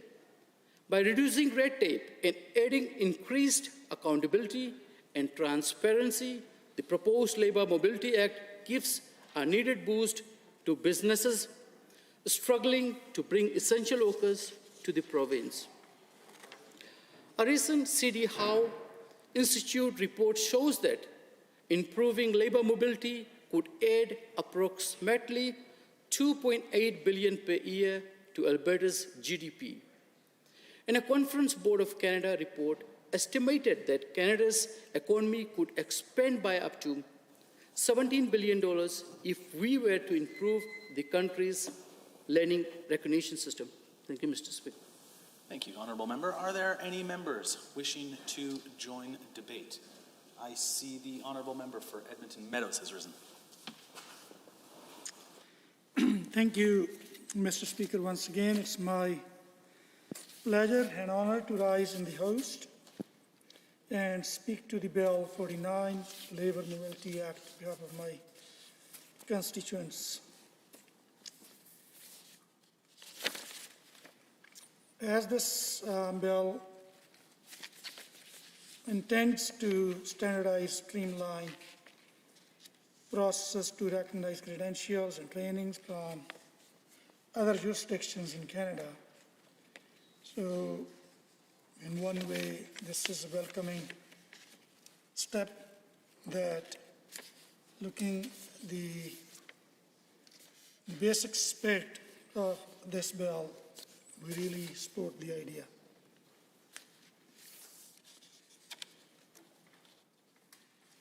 So yesterday, the Premier also gave quite a lengthy speech on this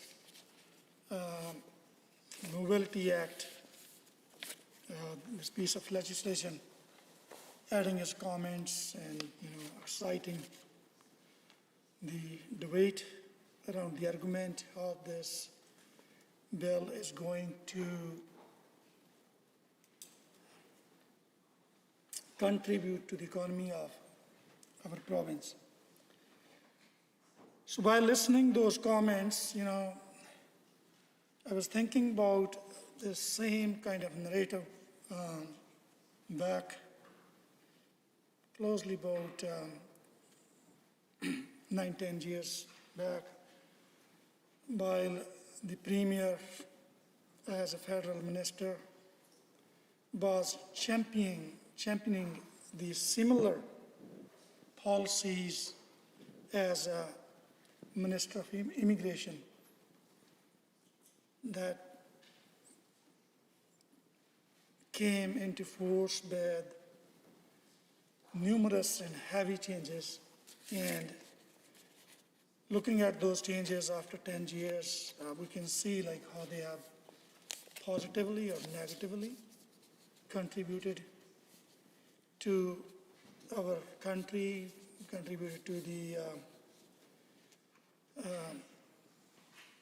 economy of our country, the job market of our country, and basically the quality of life of, as well as the citizens of this country and our province.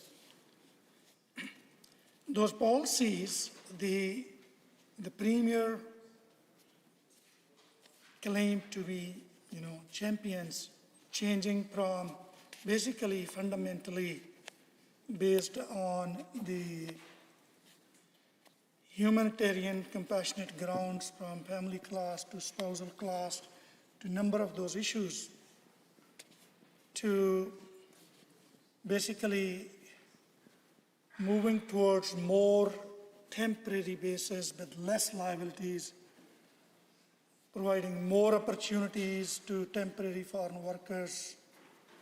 And the Premier do take, claim the benefits or credibility of that, increasing the number of immigrants to our country.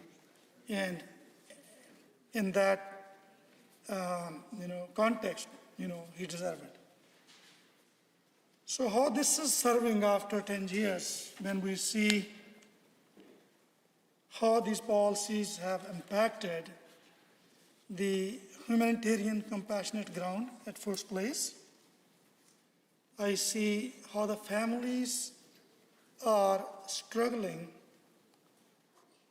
in Canada for decades now to reunite with their family members. So they have been, the program has been reduced to the lottery system. They are applying for years and years and waiting every single year, first of all, lining up to the computers on the 1st of January or February or April, or whichever the date. Then getting to successfully see that they're able to enter into the system. And if they do so, I know the families, they have been doing this for 5 years and 6 years and then wait for the government response, and they don't receive one. And their loved ones, their families, and their parents, if they're back home, they're already aging, they're alone, they're going to hospitals, but they're losing hope to reunite with their family members, in these many cases, with their children. And it is, sure, I'll go. Thank you, Mr. Speaker, and thank you to the member. I do appreciate them making way. I would be interested to hear from the member opposite a little more of his story, how he ended up in Alberta. I know my family, my parents were both born in Europe, in Germany, and they came over as young children, and they came over because Canada was such an attractive country to live. And my mother's family actually ended up in Coaldale, only 5 minutes away from where I now live. I was born and raised in BC and then came back to Alberta, to Lethbridge. And I came here because Alberta was a land of opportunity and a place where we could find hope and jobs. And I believe this legislation seeks to do that. I would love to hear more of the member's story on how he ended up where he is now, and realizing that there are challenges, but I believe this legislation helps move that towards a place that does attract and make it easier for people to come and settle in Alberta.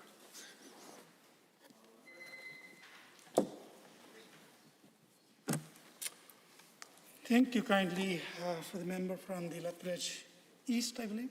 Yes.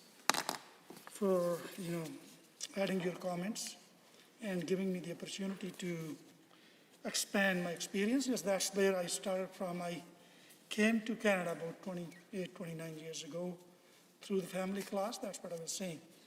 That was helpful for families in Canada and families in back. They wanted to unite their families abroad in countries like Canada and other European countries you mentioned. And such a smooth transitions to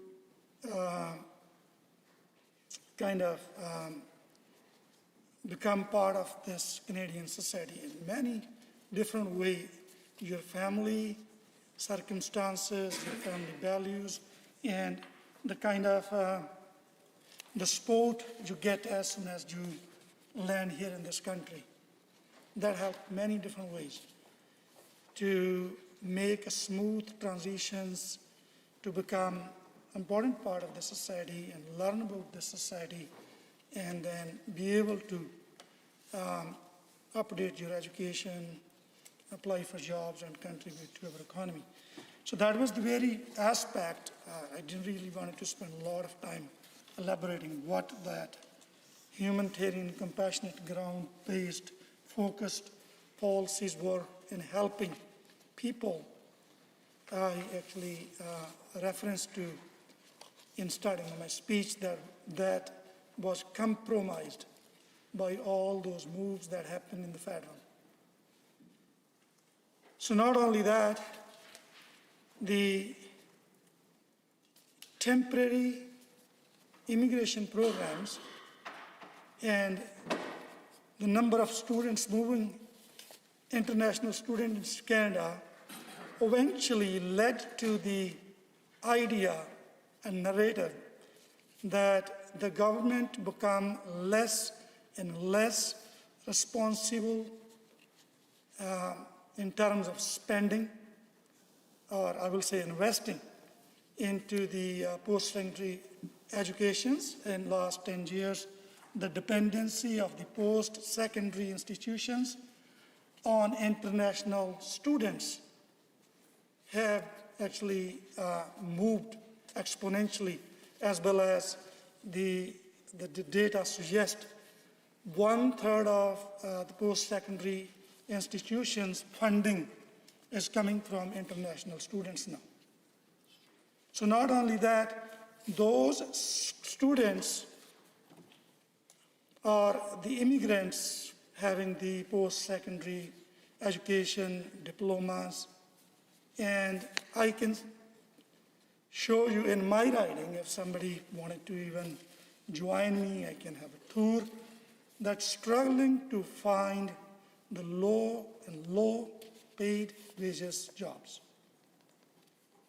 And if they find one, that is not full-time. And how it has impacted the quality of life.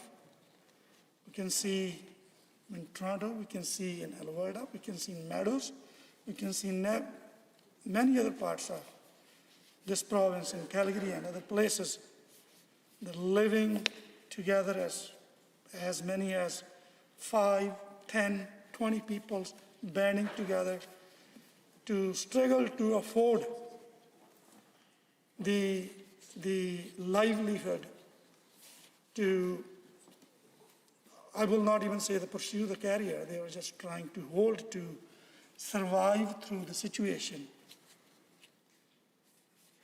I just wanted to highlight this issue, how this Bill 49 Labor Mobility Act, if we are not creating jobs, if we have already given up the idea to investing into creating our own talent within our province, and we hear the stories, not even once, not even twice, the mass exodus of our Alberta youth to other provinces. We have seen net negative migration to other provinces. And I'm hearing from the youth that after receiving the diplomas and degrees, not being able to get a job, there are institutions coming in place. They're asking those students or individuals and young people, they will give you a refresher, and if you are able to get a green card, we can guarantee you a job in the United States. So without, you want to intervene? Sure, thank you. Thank you so much, Honourable Member for Bill Woods. And I just was reflecting on this same idea in regards to net flow, immigration, and then emigration. And I guess what you always have to do is when you're part of Confederation is to make arrangements that are reciprocal. And, you know, I just noticed that when we made some trade concessions here in this province to the rest of Canada a couple years ago with this new, when the UCP government was newer, no one seemed to have a reciprocal agreement to go back onto that as well. And so, you know, again, here we seem to be moving down the same road or the same path where we would, in Bill 49, look for more net immigration to Alberta from other parts of the province or country, but not necessarily with reciprocal agreements in place. And I don't know, it seems a bit odd, right?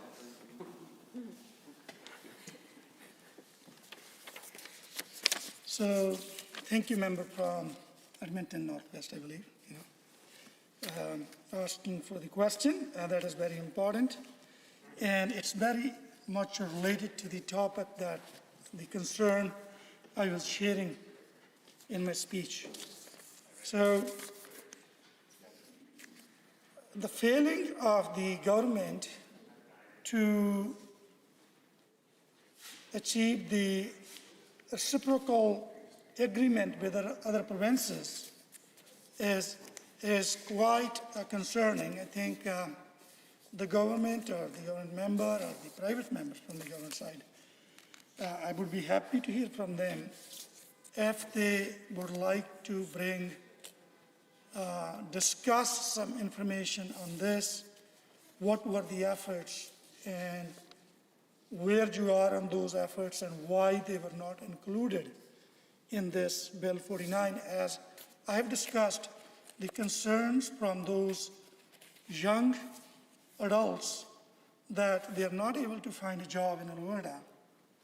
And the institutions, the online colleges, they're asking as much as $10,000 to $20,000 of fees for the just course refreshers and different trainings, and then providing kind of the hope to get a job, or just asking them to, if you wanted to move to the US, then you still yourself be able to, attain or obtain a green card, then we can grant you a job.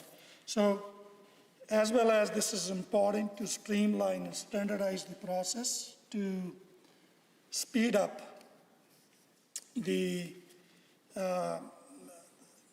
process that the people who decided to move and come into Alberta, so they can,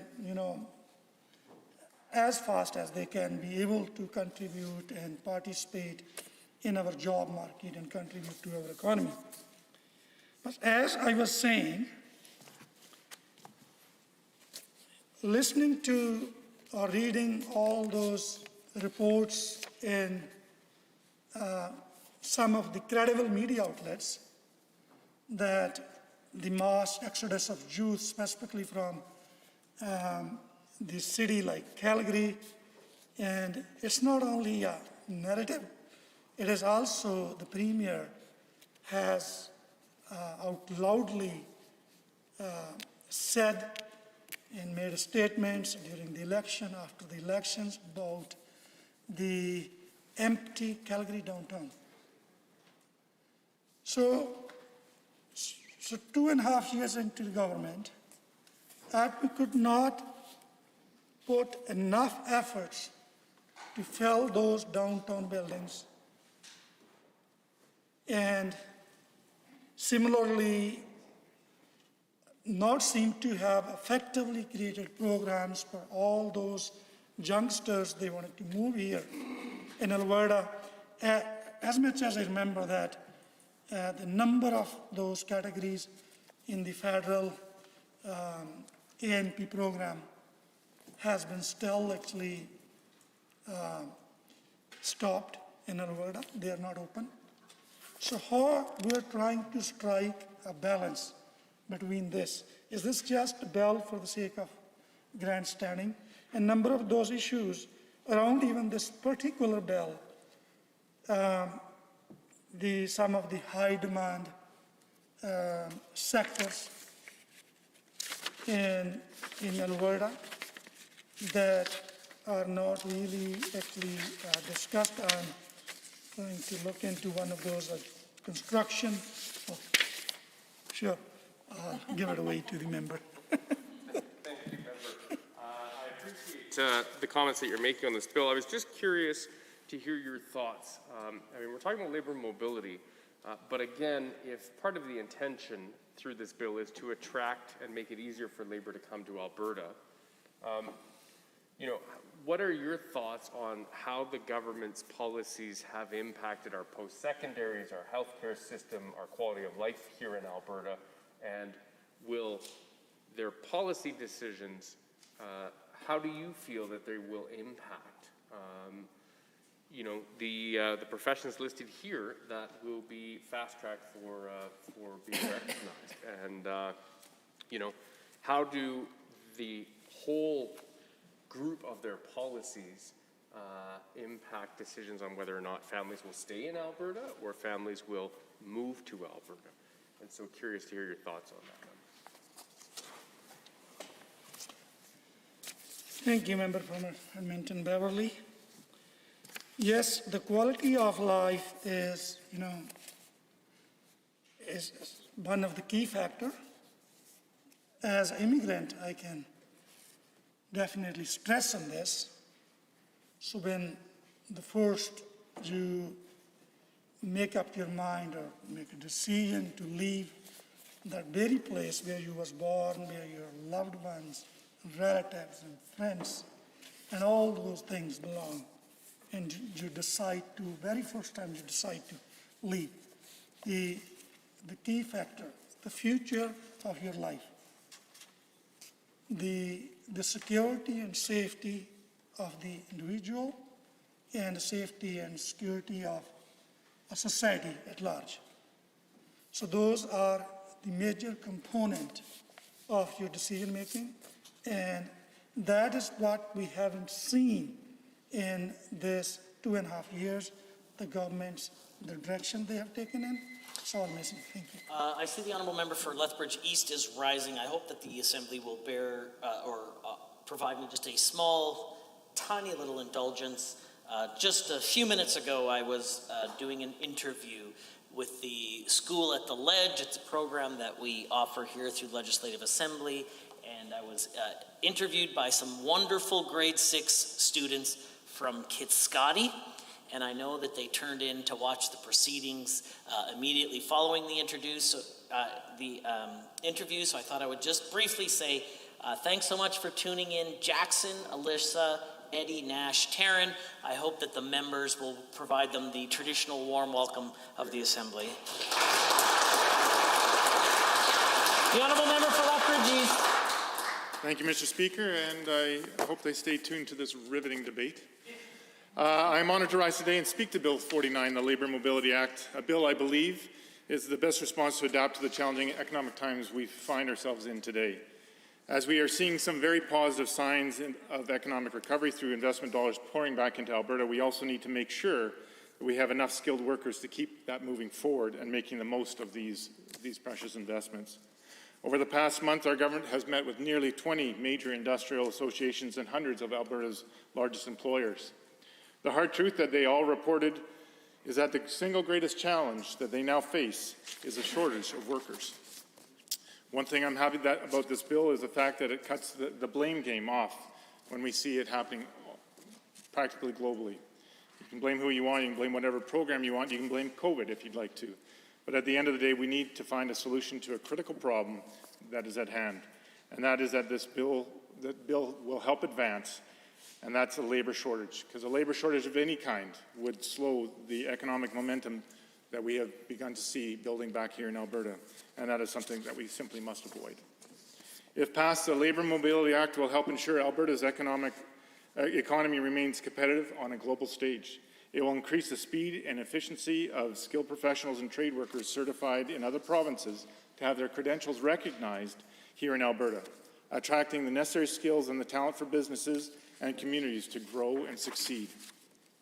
Also, this legislation will make it easier for workers like optometrists, possibly not veterinarians, but hopefully so, accountants, architects, tradespeople, engineers, and many more to bring their expertise and the work ethic from across Canada to our province, regardless of where in the country they earned their credentials. This bill will streamline our processes, reducing red tape and introducing clear and uniform legislation requirements for Alberta's regulatory authorities. The Labour Mobility Act will affect more than 100 regulated occupations in a wide range of sectors across Alberta's economy. This will be a growth opportunity for job creators in sectors where there simply are not enough skilled workers available here in Alberta. Mr. Speaker, having the necessary skills and talent in our province will make our province even more attractive, a more attractive destination for many businesses. As a former contractor, I understand the importance of timelines, not only for my business, but for my clients, the suppliers and employees. An efficient, transparent timeline goes a long way to a successful project. And that is why I'm happy to see the Labour Mobility Act will make Alberta the first and only jurisdiction in Canada to legislate timelines for registration decisions. What this means is that regulatory authorities will have to be required to assess applicants and communicate registration decisions within 20 business days. In other words, if a certified professional submits the necessary documents and meets all the requirements, they can expect to work within 1 month of applying. One other factor that is vitally important to skilled trades jobs is proper documentation across industries and trades. When a skilled trades worker comes to Alberta looking for work, we don't want them bogged down by regulatory red tape and documentation hoops that they have to jump through. We want them working as quickly as possible. The Labour Mobility Act will limit the documentation required to evaluate credentials of out-of-province worker to include proof of certification in a Canadian jurisdiction and other documents stated in regulation. Additionally, in a commitment to transparency, the Act will require regulatory authorities to make information on required documents and fees available to the public. And we believe this free trade is the pathway to prosperity, as the Premier was sharing yesterday. Also, as part of our commitment to transparency in this bill, Mr. Speaker, we are outlining what actions are offences and their associated penalties. This includes actions like failing to register eligible applicants or failing to meet the legislative processing timelines. We are committed to clear public communication about offences and penalties, set guidelines, and our clear rules right from the start. If this bill is passed, everyone should be able to know about penalties and what regulations and guidelines they need to follow so they can best avoid them. Mr. Speaker, together, the actions mentioned in this bill will significantly reduce red tape and create a streamlined, consistent, and transparent approach to recognizing the skills, education, and credentials of out-of-province certified professional workers. However, Albertans can rest assured that this will not come at the expense of maintaining Alberta's high professional standards. In unique cases where regulated occupations here are significantly different from the same occupation in another province, recognition will be restricted until the distinction is properly evaluated by the regulatory authority. In other words, we are approaching a thorough and fair case-by-case model, a case-by-case basis model that will prioritize efficiency and ensure safety. This process will also ensure out-of-province certified professional workers have the equivalent skills to perform that occupation right here in Alberta, while recognize the potential differences in scope of work to be safely and individually reviewed. Whether it's rural broadband and once-in-a-generation irrigation projects in southern Alberta or shovel-ready transportation and healthcare projects and schools, our government is focused on building the infrastructure Alberta needs today so we can dream big for tomorrow. With this bill, we are providing the necessary supports Alberta businesses and families need to get back to work and thrive. I strongly believe that this legislation will help Alberta break down the barriers that restrict the movement of people and goods to our province, while at the same time attracting much-needed investment to our province that will support our economic recovery and future growth. The future is bright in Alberta, and the majority of banks and analysts have projected that we will lead Canada in economic growth both this year and next. We are already attracting job-creating private sector investment from across Canada and around the world, making Alberta's economy the most diversified in North America.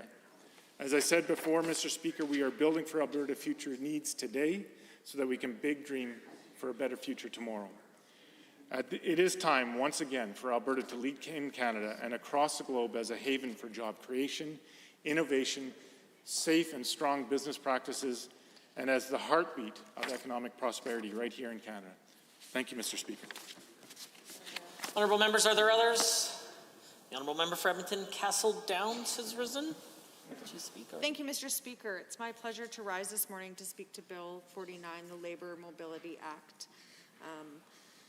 I wanted to just start by saying hello to the students in Kit Scotty for tuning in today. I think it's pretty cool that their teacher was able to arrange a virtual viewing of the procedures here. I'm excited that they're tuning in and paying attention, and I hope they have a lot of great questions for their member as well as for their teacher about the conversation that we're having today. So Bill 49, the Labour Mobility Act, is an interesting piece of legislation. I've heard members in the chamber talk about what's happening in the province right now, and what we're seeing is an incredible brain drain occurring.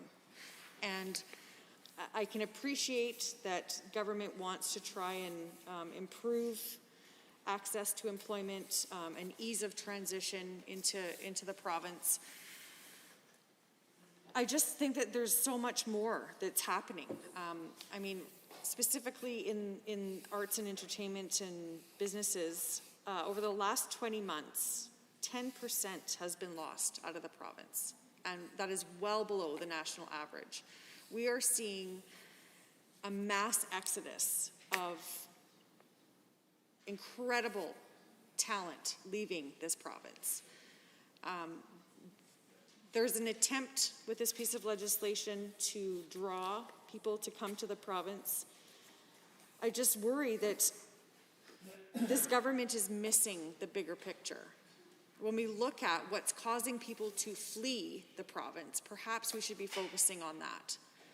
We have a government that has attacked healthcare in the middle of a pandemic, that has forced physicians, healthcare practitioners to leave. Those individuals took an oath to be able to provide the best care to Albertans. And under this government, they've expressed over and over that they cannot do what they need to do. And so they're leaving. And so when I talk to physicians that have students with them, that are in their residency following them, this is the first time that many of them have watched students leave the province They get their education here, and then they go to another province to practice. Seeing the decisions that this government has made is taking highly educated, talented young people, educating them, and then creating a workspace, a province that they don't want to stay in. To me, Mr. Speaker, that is absolutely devastating. We have an absolutely world-class post-secondary system in this province. And the students that are coming out of these education systems are leaving.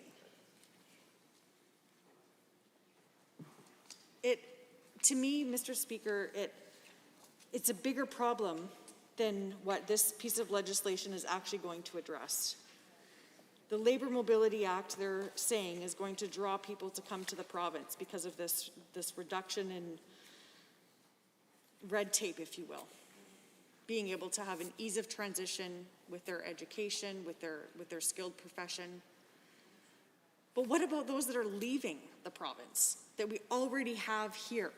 Why aren't we focusing on keeping the incredible talent that we have here? We have shortages all over this province because of some of the horrible decisions this government has made prior to the pandemic, I'd like to say. I remember being in the budget estimates with the Minister of Culture and, an intervention. Well, I didn't mean it to be that abrupt, but thank you, member. I just wanted to maybe ask the member a question as the critic for arts and culture and tourism, arts and culture. As someone that's working with the community there and people in the film industry specifically, obviously that's an industry where we see a lot of movement with whether it be production crews, actors, different things like that. And I'm just wondering if she would like to comment a little bit further on that industry and the impacts that have happened in that industry over the last little bit. And then how is it that they're able to continue to have crews available and actors available, especially at a time when we know BC is also quite successful at this. And so maybe she's hearing from the film community a little bit about that. A minute goes really fast. Thank you, Mr. Speaker. I commit to trying to be better at acknowledging interventions. And thank you to the honourable member from Edmonton Manning for that question. I think it's a really valid point. When we hear from industry in film, we have a shortage of crews. And why do we have a shortage? Well, when this government came in and attacked culture and arts, they left. So much of our talent has left the province. Alberta has, absolutely, I will give way to the honourable member. This is my first, so hopefully I can get it right. Thank you to the member. This was an interesting question that the member from Edmonton Manning just asked. So I would ask another question in that, seeing as we've seen the largest growth in that sector, would that not be a contributing factor to us not having enough crews in order to be able to facilitate the productions as we've seen so much of a growth in that industry? Thank you to the honourable member for the question. And while, yes, film has been thriving here, absolutely. But what are they saying? It's not necessarily Alberta crews that are working on these projects. And so what industry has said is that they need to take Alberta talent and create capacity within our province to meet those needs of those incredibly explosive projects that are happening here. And so some of the suggestions have been to look at post-secondary and take some of those skilled trades that aren't working in film right now, but have been laid off in other fields, perhaps oil and gas or what other industry they're working in, and enticing them to come to film. So that takes a concerted effort for conversations to happen between industry and film and government and post-secondary. They want to be able to facilitate all of those workers that are currently skilled, can't work in their trade, in their field, and bring them over to film and television, because it's a relatable skill, but they just aren't aware of that. So it's more than just looking at taking people from out of the province and bringing them in. It's who do we have here right now that has been laid off, that can't find work, but would be an easy transition into the film industry.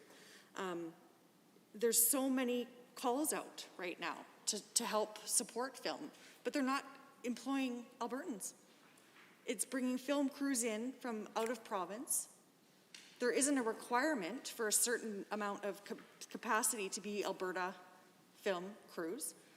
There's so much that could be done to look at those skilled trades workers we already have here that are struggling, that aren't working, and educating them in the film industry.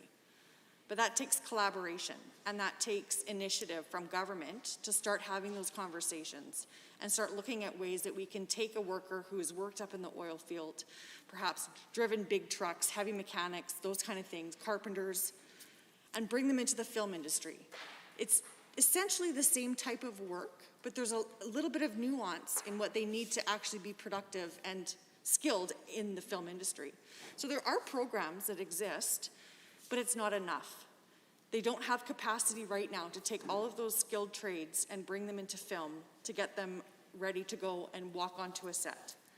So I would encourage government, when they're looking at ways to increase employment in the province, that we look at what we have here. Why are people leaving?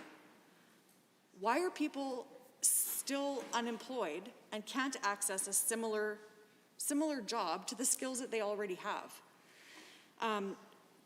Through a program that we had done in government, the Helmets to Hard Hats program with the military, for example, it was taking those that were members of the Canadian Armed Forces. They were skilled and trained in a career, and when they retired, it was giving them the opportunity to easily transition into a civilian position. So the expectations and the requirements were different, but they were very comparable. And so we worked with the military to create a program that allowed a soldier to retire and go into a civilian career. That was taking an Albertan and keeping them employed in Alberta. It was looking at the abilities and the skills that workers already have that just needed a little bit of tweaking. And I'd like to give way to the honourable member. Thank you. Thank you, honourable member. Just in following up on your comments around military, so can you maybe elaborate a little bit about what that looks like for spouses of military members? I think when I look at this piece of legislation, it talks about specific trades, but it doesn't talk about, so if one person moves to Alberta, what about their spouse, and what is that planning? And like that idea of also needing, what entices people to come to Alberta? Is it, why would they move from a different province and come to Alberta when they could maybe be posted in Victoria, for example, or Halifax? What is it that excites military families to move to Alberta, and what are they looking for from a province that would maybe want them to stay here? Intervene and remind members, mostly for the benefit of Hansard, if you can be a little bit directive towards the microphone, makes it very difficult for Hansard to not pick up voices if their perhaps back is towards the microphone. I take no offense personally, but just for the benefit of Hansard. The honourable member. Thank you, Mr. Speaker. And thank you to the member from Edmonton Manning for that question. I think when I was the government liaison to the Canadian Armed Forces, I sat on a committee that was a national committee with the federal government and all provinces represented, and it was called Seamless Canada. And employment of spouses was one of the top issues that we were trying to navigate as a country, because every province has their own standards, their own regulations, their own criteria. And in order to make it a truly successful transition throughout province to province, all provinces need to be at the table. All provinces that have the ability to make these decisions need to be present and engaged. What happens in Alberta should also be seen in other provinces. When a military spouse finds out that their partner is being posted to Alberta, the number one thing that they probably want to make sure is, can they work? Should they give up their job that they have in their home province to follow their spouse to a new province? And Mr. Speaker, over and over, I have heard heartbreaking stories of families separated because of a job. The spouse had a very successful career in their home province, and it wasn't transferable to this province. There was too many barriers, there was too many restrictions. And so as a national committee, we came to the table with the intention of trying to facilitate ease of transition between provinces. And I would encourage this government to look at some of those meeting minutes that occurred, because that was a topic that every single province was aware of. The military happened to be the topic, but it would apply to anybody in the country that's looking at moving across the provinces.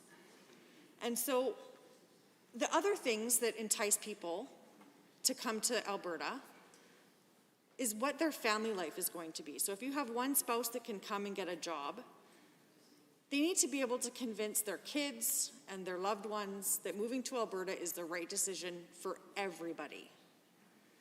And so when you talk to families and you talk to employers and you talk to investors about what they need in a province, it's more than just the ease of employment. There's so much more that comes into play. They want to know, is there a high-functioning, structurally sound, safe healthcare system? And right now, Mr. Speaker, that is not the case in Alberta. If you have a child with high medical needs, a child that needs to have any sort of regular scans, those processes are being delayed. If I had a medically fragile child and I was told the services that I'm being provided in one province, the province where I am, are not going to necessarily be provided in Alberta, hands down, the decision would be I'm not moving to Alberta. When you're asking a family to relocate to our province, there are so many factors that come into play. Education is another one. When we look at what this government's done with education, when you look at the curriculum, for example, parents are invested in their children's futures. So they want to make sure that they're healthy, that they're safe, and they have access to high-quality education. When you look at what this government is doing to the education system, as a parent, I can say I'm relieved that my children have all graduated school. They were able to get an education that I was proud of through public school. I hear over and over parents are worried about what they're going to be teaching their children. Some of the things that have been left out of the curriculum or added into the curriculum that don't seem to make sense. And so when you're looking at the Labor Mobility Act and what it does to entice people to come to the province, this is one small component of what brings people here. It's one small component of what gets people to work in our province. And I think by having more of a global outlook on what is required to get jobs in the province, this government has no plan. They've brought forward Bill 49, the Labor Mobility Act, but it's not attracting people to come live in our province. People are concerned about the just complete disruption that has happened because of the lack of leadership from this government. And I don't think that creating this Mobility Act is doing what the government is saying it's going to do. I know Albertans want to see an economy that's stable. They want to see an economy that's thriving. They want to know that if they come here and their children are educated here, that they're going to stay. And I think with all of the disruptive decisions, the lack of leadership during the pandemic, we've watched so many industries struggle. And so this is not the solution to create jobs. We don't have a clear jobs plan. I know in culture, since the beginning of the pandemic, they have been pleading with government to be part of the economic recovery plan, and they've been ignored. The example that I shared earlier in my remarks about taking the skilled workers that we have here and offering additional training to transition into a thriving industry makes sense. But we've seen a piece of legislation introduced about the arts, and there's nothing in that legislation either that supports job creation. Zero. So with those comments, I would really, really encourage government and all members in this House to look at this piece of legislation and determine whether this is doing what the government is saying that it's going to do. Is it going to entice Albertans to come here? Is it really working with other provinces to make sure that everybody's working together to truly allow people to transition into our province? I would say no. But with that, Mr. Speaker, I really look forward to a more fulsome debate, and I will take my seat. Thank you. Are there others wishing to join in the debate this morning? Seeing none, I am the honourable member for Spruce Grove, Stony Plain. Yes, thank you, Mr. Speaker, and it's an honour to rise and speak on Bill 49, the Labour Mobility Act. And I'd like to thank the Premier for putting forth this important legislation for all the hard work that the previous Ministers of Labour and Immigration have put in to make this possible. Alberta's government has worked hard to make Alberta one of the freest and fastest growing economies in North America, and this work is indeed paying off. Since being elected into office, Alberta's government implemented the job creation tax cut, reduced redundant red tape across multiple industries, and enacted policies to attract businesses from around the world to invest and set up shop here in Alberta. The Labour Mobility Act continues this commitment by streamlining the current processes so that out-of-province Canadians can have their professional credentials recognized more easily, which will allow them to start a new job or open a new business here in Alberta quicker than ever before. As a dual-ticketed tradesman, a member of Local 1325 of the Carpenters and Joiners of America, and the private sector union liaison for the Ministry of Labour and Immigration, I know how important this legislation is with dealing with the labour shortages impacting the skilled trades and other occupations. Businesses need skilled workers in order to flourish, grow, and hire more workers of all qualifications. Now, this legislation will make it easier for skilled professionals in over 100 regulated occupations to be able to have their credentials recognized here in Alberta. Now, this includes doctors, dentists, optometrists, skilled trade workers, and many, many more. This legislation will achieve this by introducing uniform legislative requirements for regulatory authorities that govern regulated occupations, incorporating common features from legislation introduced in other provinces, and by including features that were previously introduced under the Fair Registration Practices Act. Now, to achieve this objective, this legislation will bring in a 20-day maximum time frame for registration decisions. There will also be a requirement for there to be an appeal process and an internal review of applications. Bill 49 will also limit the documentation required to evaluate an applicant, define offenses and financial penalties, and require information on compulsory documentation and fees to be made publicly available. Now, all these actions will make the process quicker and more efficient for professionals outside of the province to get their credentials recognized so that they can quickly contribute to our economic progress, create new businesses, and generate new jobs for Albertans. Now, this is extremely important for my riding of Spruce Grove and Stony Plain, just west of Edmonton. We are a fast and growing city and town with a lot of industrial and commercial businesses. For these businesses to continue to grow, they will need skilled professionals like engineers and skilled trades workers, and this legislation will help address the labor shortages that they currently have.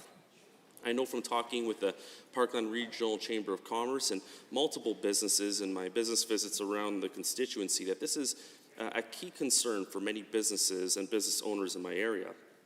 So once again, I'd like to thank again the former Minister of Labor and Immigration for his work on this legislation.